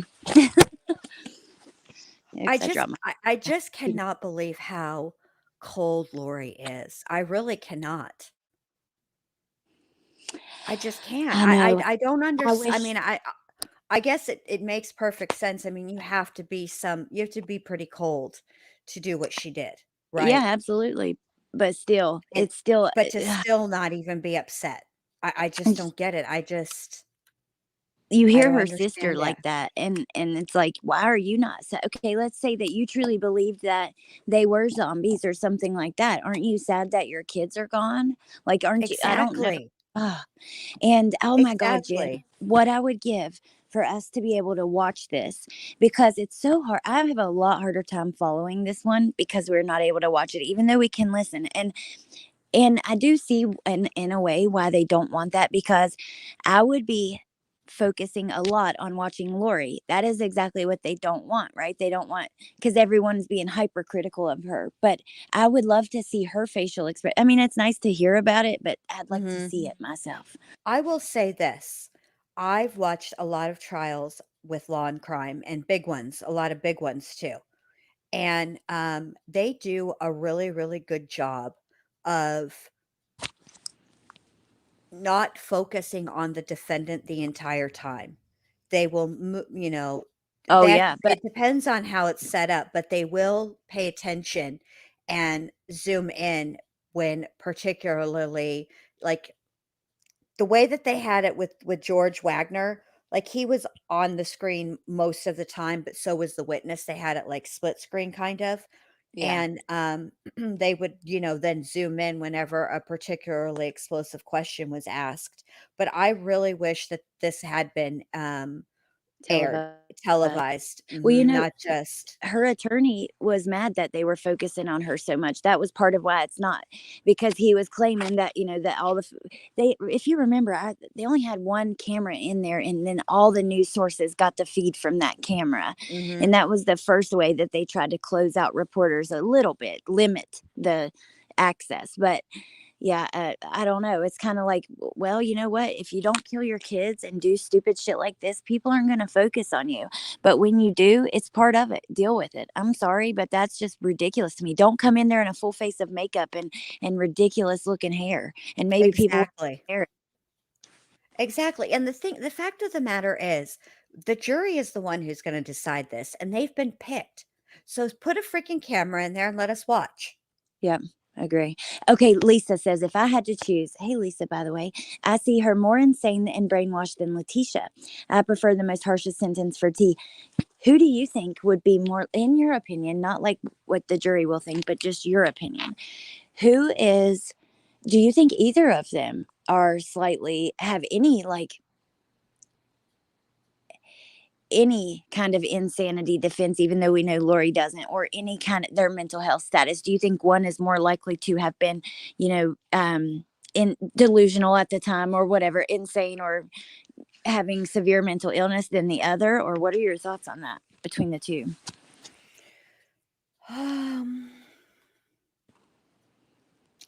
I find them to be very similar, because Gannon, it seems like, despite what Leticia says in some of the interviews, the underlying tone from her is that Gannon and Lena, frankly, were a burden to her. Lori, every time anybody brings anything up about the kids, she reminds everybody how she took care of them. All me. I'm the Yeah, one that took care of them. I think that they both both do that. of them felt that their children were a burden. And I think that both of them definitely have mental health issues going on. Okay. But I do not think that, um, well, here's the thing. If we go by what Dr. B Did said, she say that about Lori? no, she didn't. What she gave the definition for the legal definition for insanity. So we'll start at the very beginning. All right, right after Charles was murdered, she lied to JJ's school and said that he committed self harm. She told Charles's kids that he had a heart attack. Okay. Then, when they moved to Idaho and they were looking for the kids, she told them that Melanie Gibb had the kids.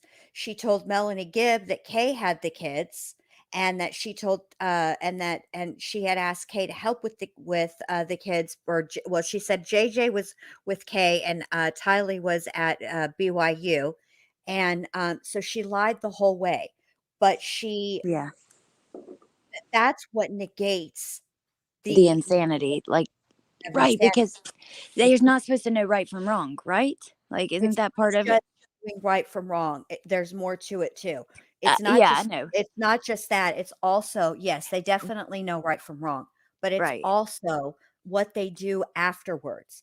If there is anything done that is to prevent them from being caught or their crime from being discovered, they're not insane at the time.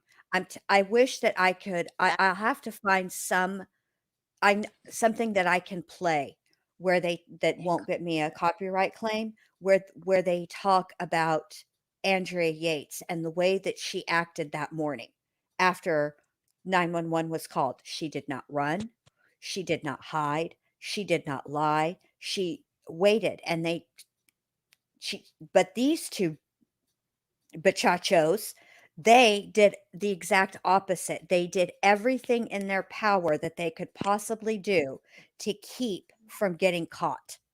And that's See, what negates the insanity. it. I don't understand at I guess the only reason that they allowed her to do it, I don't even know why they allowed Leticia, to be honest with you.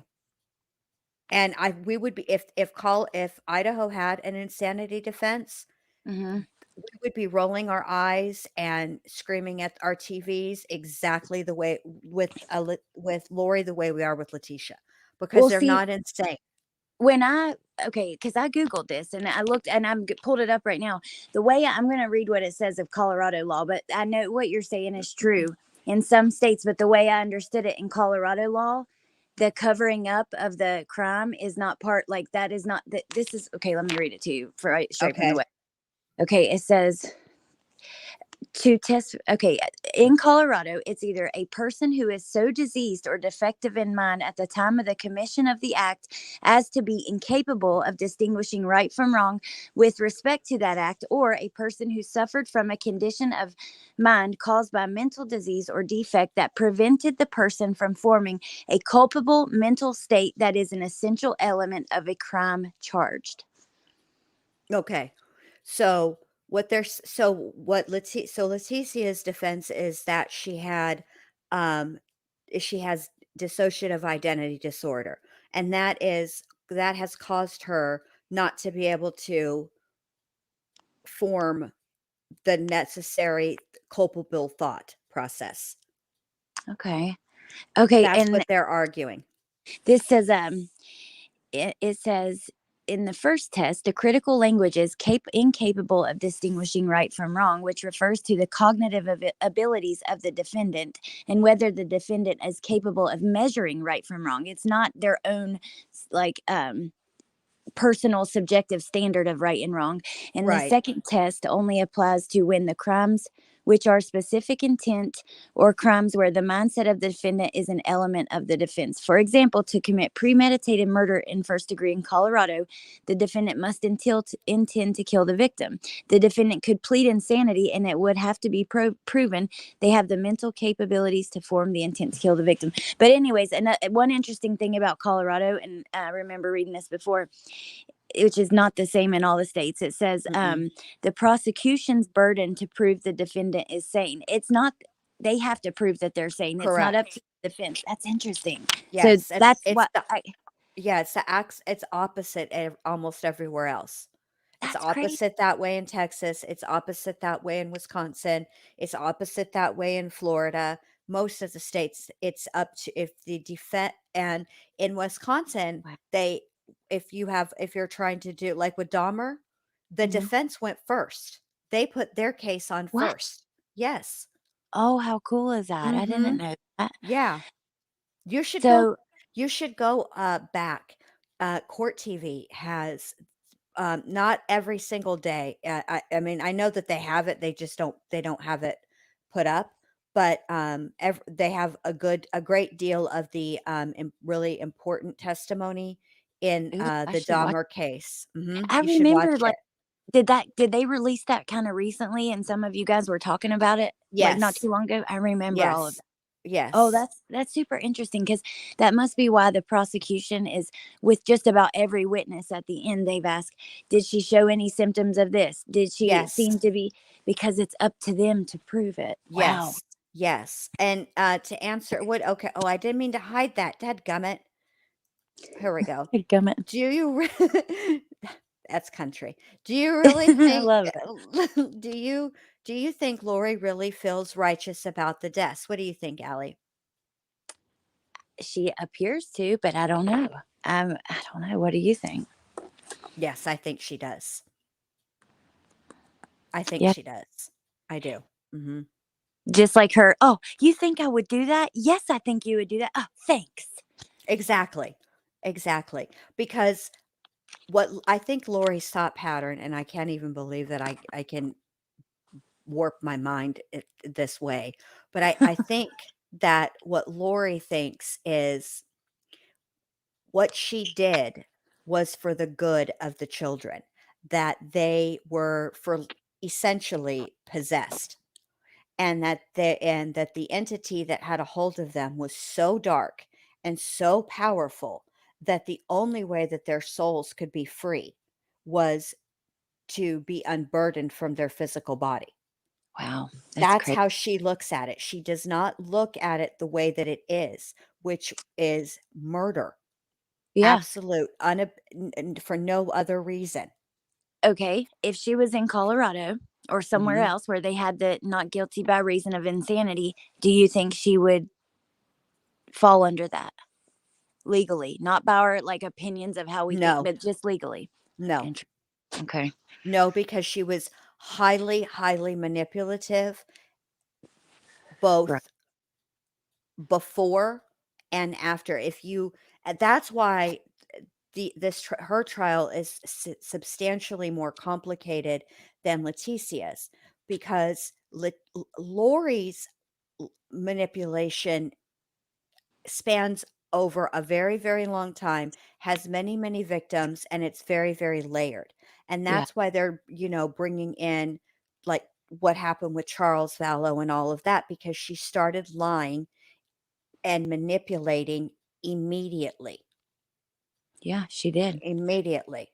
And you know what? That statement where it said like, you have to know the difference between right and wrong, not your personal standards, but like the rules of society and the law. She obviously knew that. Now her personal standards, she might think she's right, but she knows what the law is, or she wouldn't have lied to him, sent them to Melanie, all the things that they did. Exactly. Wow. She does. And the thing is, you guys, you can, for outsiders, right? We're listening to all of the things that they believe, their belief system, right? And we're just shaking our heads because it absolutely makes no sense. But Oh, Dr. B has a different opinion. Hold on. But I think we're looking at it and we're thinking to ourselves, only a crazy person would believe this, right? But like Whenever, wherever. no, she would not take NGI because she claims she did not commit the crime. She filed an alibi. She can put in an NGI plea whenever, wherever. I'll be here, and that's the deal, my dear. Thanks for getting that one in my head all night. I'll be dreaming about Shakira later. Shakira, Shakira. Shakira. She can have a messed up belief system, like ideology okay? And I mean, let's be fair here. If you read the Bible, there's all kinds of death and murder in the Bible, and not all of it's punished, okay? So, Yeah, that's true. you can, That's a good point. it's you can have a jacked up belief system, right? Your ideals are jacked up, right? But that doesn't make you crazy. Right. That's so interesting. This is what makes true crime like so fascinating to me is the human mind and how like even with Chris Watts, or how do you go from being this dad who's always watching the kids for, a pushover, and all of a sudden you're murdering your whole family. You go from being the main caretaker a lot of the time, and everyone Mhm. says Lori was a great mom, Chris was a great dad, that kind of thing. And then how do you go from that to this? It's trying to figure out why and what the hell is going on in their mind that makes it so fascinating. Exactly. And I'll say this about um Manson, Jim Jones, David Koresh, all the infamous, except with the exception of um the ones that believed in the comet. I forget what the name of them they are, because no, that's not true, because anyway, all of them have a woman behind them. If you really, really look at Manson, the reason that Manson got into the places that he got into is because he had women with him. And that was that was currency to him, okay? If you look at Jim Jones wasn't like, if you his it was his wife that was behind him, pushing him, encouraging him, the Oh, I Haley didn't know yeah, that. yes. Yes. That's And interesting. yeah. So when you look at Chad and Lori, I think that unfortunately, the truth of the matter is, in order for a team of two people to be successful, there has to be give and take. Hmm. So I think that that's exactly what happened. I think that there was give and take on both of their parts. I think that they found something in common when they were like researching the roots and looking really deep into the Mormon religion, right? And then that conversation sparked another conversation, and then another conversation, and then another conversation. And the truth of the matter is, prepping for the end of times, and we all know that at some point it's going to be the end of times, right? Like for us individually and probably collectively. And we can't, I mean, that's just the way it goes. Planets die out, and that's how it goes. And the life on them goes with it. So that's part of the human condition. So that's not all that far fetched. But I think what happened is they started having conversations about that and stuff that they had researched, and that conversation sparked another, and then another, and another, and another, and on and on and on and on until they had this belief system. And that's what happened. And I don't think that Chad is any more brainwashed than Lori, and I don't think that Lori is any more brainwashed than Chad. I think they did it to each other. I think they fed off of each other. Yep. I think you're dead on. That's the only way it makes sense when you hear about Chad and his influence in that community. When you hear about Lori and her past, this didn't start with Chad. It's the No, only way it makes sense. exactly. There are, like, it didn't have, look, Chad was with Tammy. And I really would encourage you guys to go and listen to Hidden True Crime, listen to their interview with yes, that's what I think, True Psych Ward. Go and listen to the interview with Chad Daybell's sister-in-law, Heather. It's very, very enlightening on the family dynamics. I And can't keep forgetting to listen to you that. And I have heard there's got a new to. one out too They with do her. have a new one. They have a bunch of new stuff. And I'll tell it's very interesting to listen to the family dynamics, because when Zulema testified, when Melanie testified, and I don't know if David Warwick testified about this, but Zulema and Melanie did for sure, I know. They testified that Tammy didn't become dark until she started suspecting that Chad was having an affair. And if you go and listen to Heather and what Heather says about the dynamic, Tammy would have followed Chad anywhere and everywhere. I think Yep. she was aware of the affair, and I don't think it was Tammy that pushed Chad. I think it was Lori. I think Lori wanted Tammy out of the way. And maybe that was the deal. Yep. Maybe Chad said, I'll get rid of Tammy if you get rid of, but we got to get rid of JJ and Tylee. Maybe that was the deal. Maybe that's the deal they made. See, I think you're probably right, because the way that I understand it is Tammy worshiped the ground they walked on, and they had a very good relationship before, the recent times. At least when you hear from their kids and other people from the church that have spoken out. But yeah, that is, I don't know. It's interesting. I was asking because Dr. B said the shared delusions comment, and I put in the chat because I remember when my sister-in-law told you about who got delusional with the bipolar. She went in the hospital a couple of times, and when she came home before, sometimes they had her completely zombified, but sometimes she would come home and she would hear this stuff from other people in there and almost pick up parts of it, and then it would start to be part of her own delusion.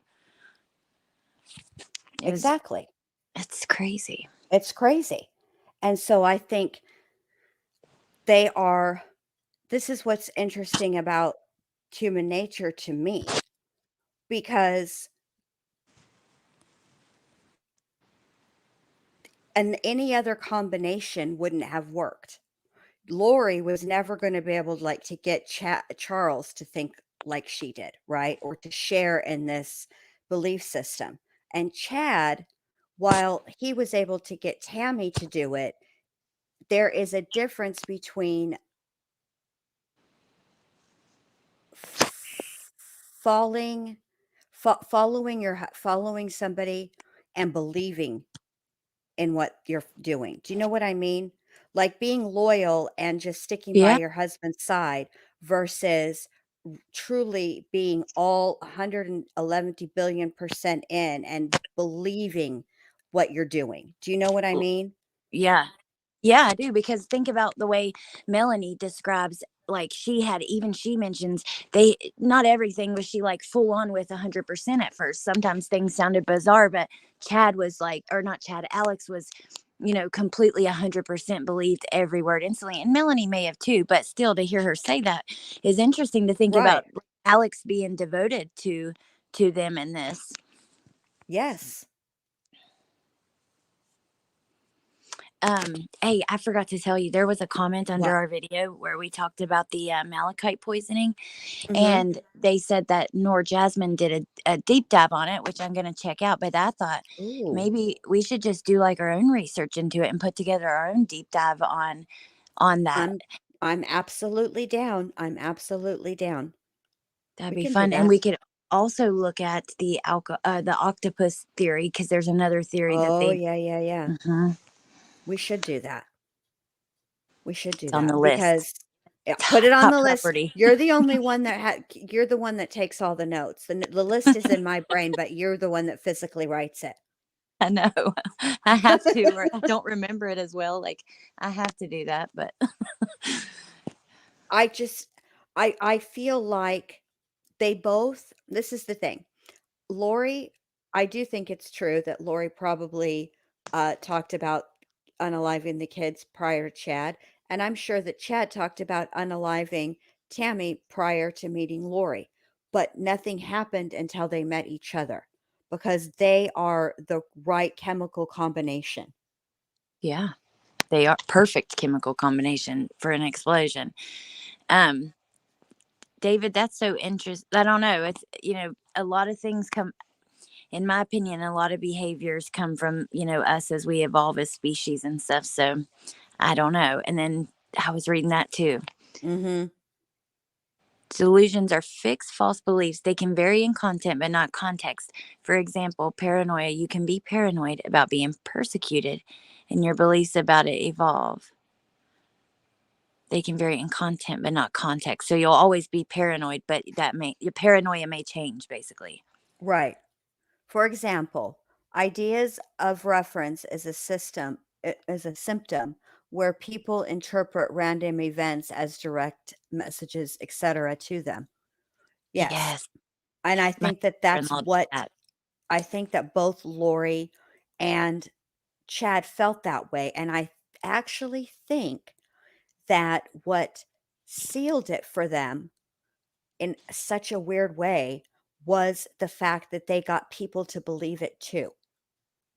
Oh yeah, that Like made you them feel can, powerful and right. Like yes. it's one thing to have a belief, right? And then you have that belief and then you share that belief with another person and that other person believes you, right? But then you bring in then you start bringing in a whole bunch of other people. Do you know what I mean? Mhm.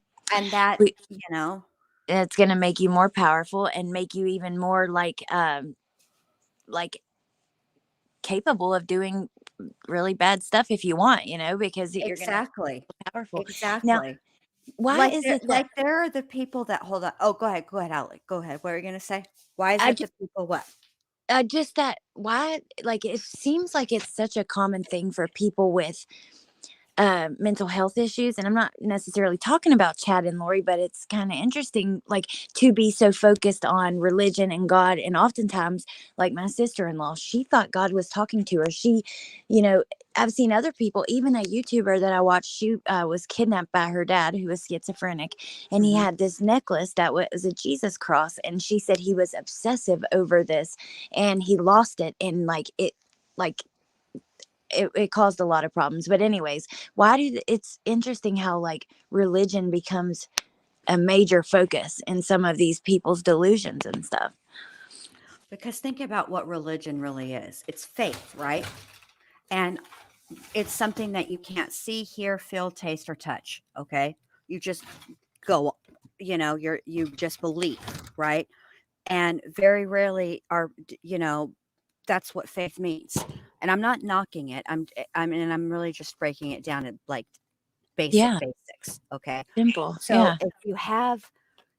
if you already are taught through religion that to question means you don't believe, and therefore there will be some sort of punishment at the end, right?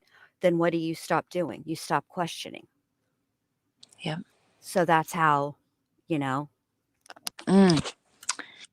And if you think about it, like, if your mind is like way out there, you're going to start to think about those kind of things in life the same way people on acid do and stuff. Like, where did we come from? You know what I mean? Like, you start to, I don't know. It's, yes, it's, your it's mind crazy. starts to think. Mm-hmm. And we're all part of the human condition is the why and what is the bigger picture. Why are we all here? That's what we want to know. Why are we here? Why do things happen to us? Is it all predestined, or you know is it is it like the butterfly effect, a million little tiny Yeah. choices that you make throughout the day and throughout your life that lead you this way? Do you know what I mean? Mm-hmm. So Let's see. Delusions and hallucinations are different. Talking to God, as in seeing him and hearing him, is more of a hallucination. They claim visions. Remember Chad's description of Jesus, the surfer dude? The surfer dude with the sarcastic sense of humor who had different robes for different activities and times of day.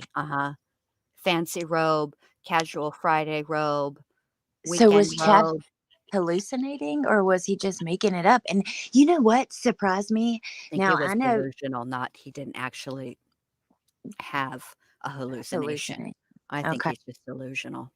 Well, psychic Reverend Donna, who I know people have their thoughts on, and I do too. I think it's very bizarre. 6 months before the crime, she uploaded many videos that said exactly how they would be found, down to Tally being dismembered, burned, JJ being wrapped in plastic by a pond under a tree. Things that she should have never known, but she's gotten things wrong in other cases, like very wrong. She said there were 2 people in Idaho, and he had red hair and all these other things, but she claimed the other day when she had a guest who was a friend of Chad's, who came on and did a live stream, and he answered questions about like helping Chad and stuff because he would help him at his events.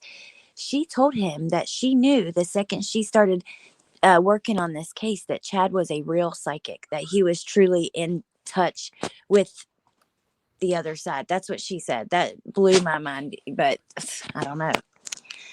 I wonder. I always find myself questioning this conundrum that psychics must face. I don't think that they have the power to see their own future.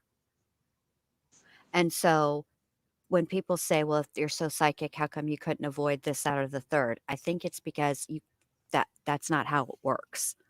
You can't Right. see you can't see you can't see yourself. You can't predict for yourself. You can get feelings and, Yeah.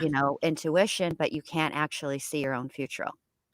Well, you know how she became a psychic, which makes me kind of be more tend to listen to her a little more. It was because her daughter was murdered, and she was like her best friend in life, and she decided she wanted to be closer to her. So she took like she's actually a reverend. She's done like all these she's done tons of classes in different courts. She has a whole thing, that does her background, but she's highly qualified. She's done a lot of different classes and religious courses and spirituality courses and all those things. Mhm.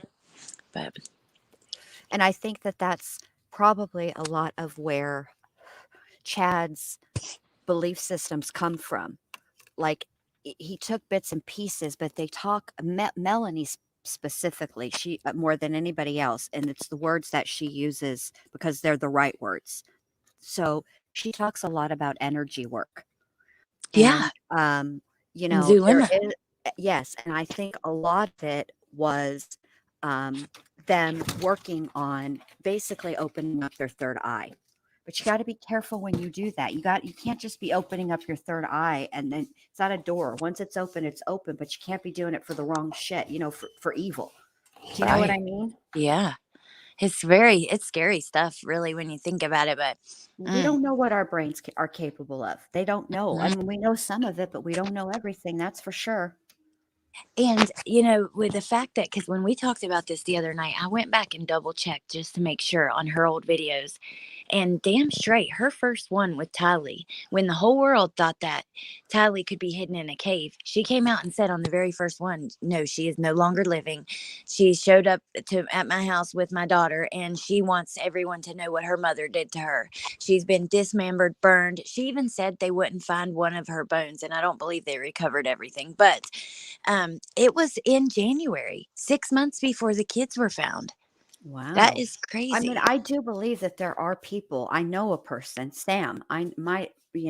She is an incredibly, incredibly talented, sensitive, intuitive. I mean, there's nobody in the world. I've never talked about my mom's absolute disdain for me wearing flip-flops with jeans. Hates it. She hates it. And anybody doing it, not just me, but I'm the only person, I'm one of the 2 people in the world she has control over, me and my sister. And so even that's of all the messages my mom could have sent to me, she sent that one. And I feel like she sent that one because I was always meant to know Dr. B. I was always meant to know Shmita. I was always meant to know Sam. and Team Psych Ward. I was always meant to know all of those, and Mo. I was meant to know all of the girls. And I've always sort of, I believe in fate as much, more than anything else. And I think that my mom wanted me to know that when Sam has another message for me, that I should listen, because how in the world could she possibly have known that? I don't, I've never I talked think about that. I love that though. That is so sweet, and it's almost comforting in a way, It is. because yeah, It is. you still have a connection even Af- when they're physically not here. Exactly. After even in death, my mom's still nagging the fuck out of me.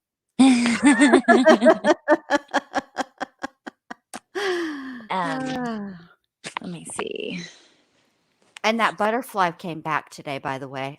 Oh, Yeah, fluttered all around me, and this time he had a little friend with him. This one was like almost a neon orange. It was so bright. ooh, This much smaller, but it was still pretty. I just love butterflies. They're so gorgeous.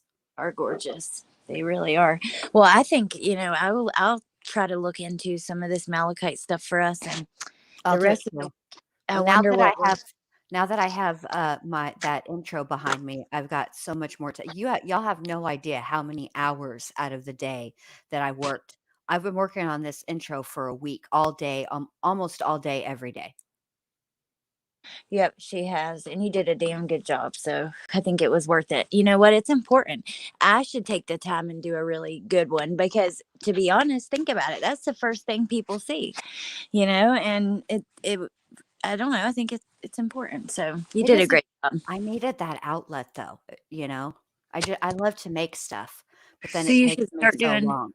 I need to do. pre-recorded. I used to do a bunch. I have a bunch of them on my channel, and I used to do it more frequently. Mm-hmm. And I need to start doing that again. I need to get back. Thank you so much, Laura. Um, I need to get back to doing more pre-records.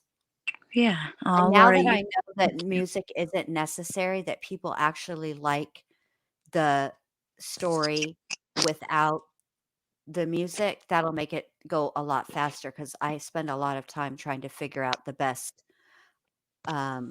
music to put to it. Oh, Yeah. thank you, David. That I was so know. It's so sweet. nice. You guys are the best. You guys Really. are all so great. You really are. We're very lucky that, Mm-hmm. these are difficult, heavy, heavy trials. And I think it's a little cathartic. It seems like it would be counterproductive, but to talk about it so much, but I think that it's actually cathartic to talk about it. I think when you hold stuff in, it's like taking poison, honestly. It's not good for you. You're supposed to get it Yeah. out. We're never going to understand um their way Lori's way of thinking, Chad's way of thinking, why that they thought this was a good idea, or Leticia's. But that's okay because we aren't supposed to, but being able to talk about it and and laugh together and be sad through the tough times, that's what the human condition is really about. That's what we're supposed to be doing. Yep. Absolutely. And it to me, like, not talking about it would be hard. That would make things difficult. But being able Yeah. to get on and vent about it, give our opinions, question things, that's yeah. Right, or connect dots, like, when we hear a part of the testimony, right? And then we start connecting a dot to something that came out, back in the earlier days of the investigation, and to Yeah. understand it in its full context. And that's what I promise you guys, not we'll have a better idea at Koberger's preliminary hearing, but we're not going to know all the things until his trial. All the dots will be connected in the trial. Yep. That's why it looks like it does right now. I cannot wait until that day. I can't wait till the preliminary, and it's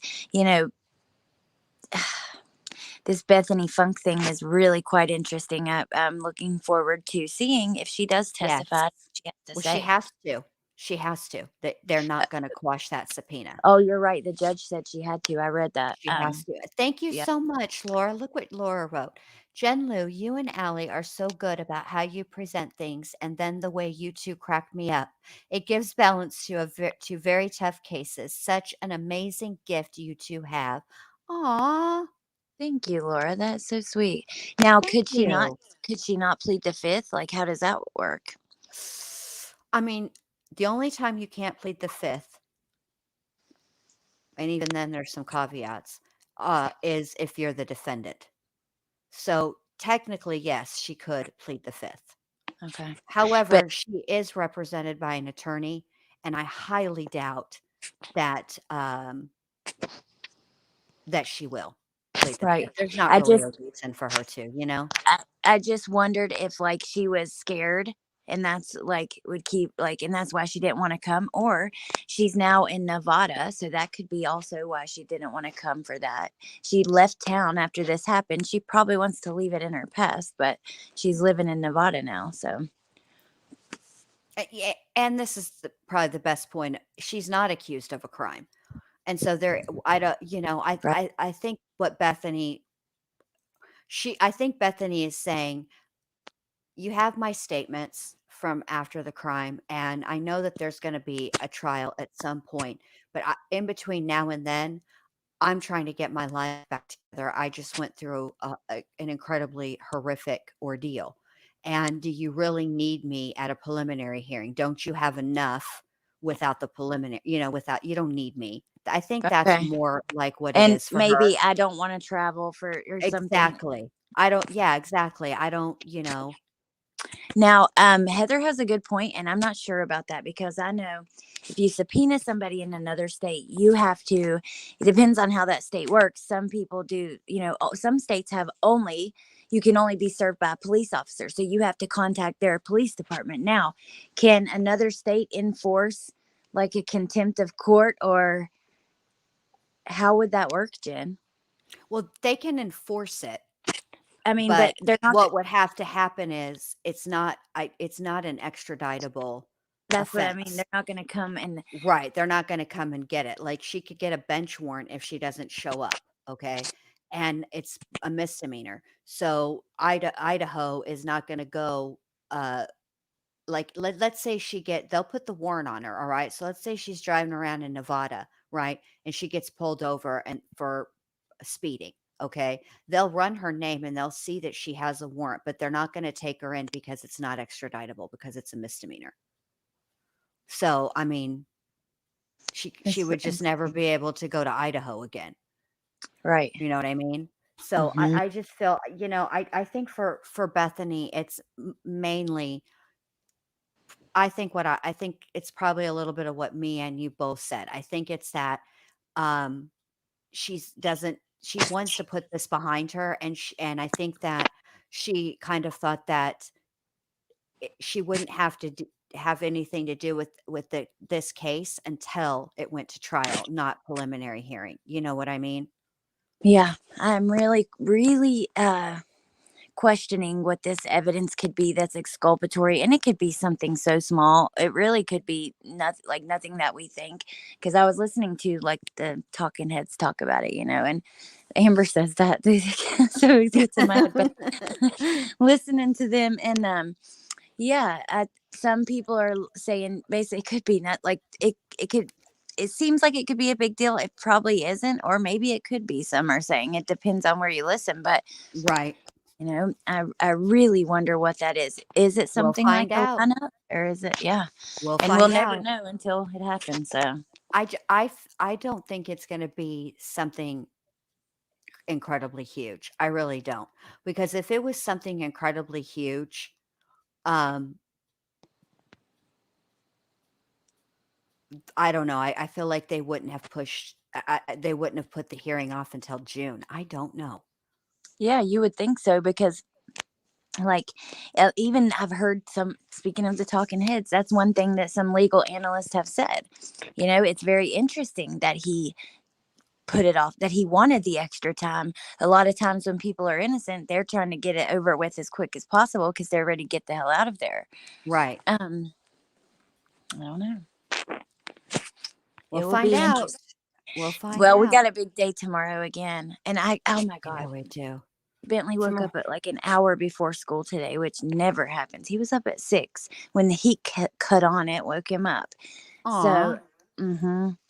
So I'm looking forward to getting some good sleep and probably going back to sleep after he goes to school. There you go. There you go. All right, you guys. Well, thank you, Allie, for being here. Remember, we alternate. So Wednesday, which is tomorrow, obviously, Jen, will be at Allie's, and then Thursday we'll be here. And maybe we'll do that.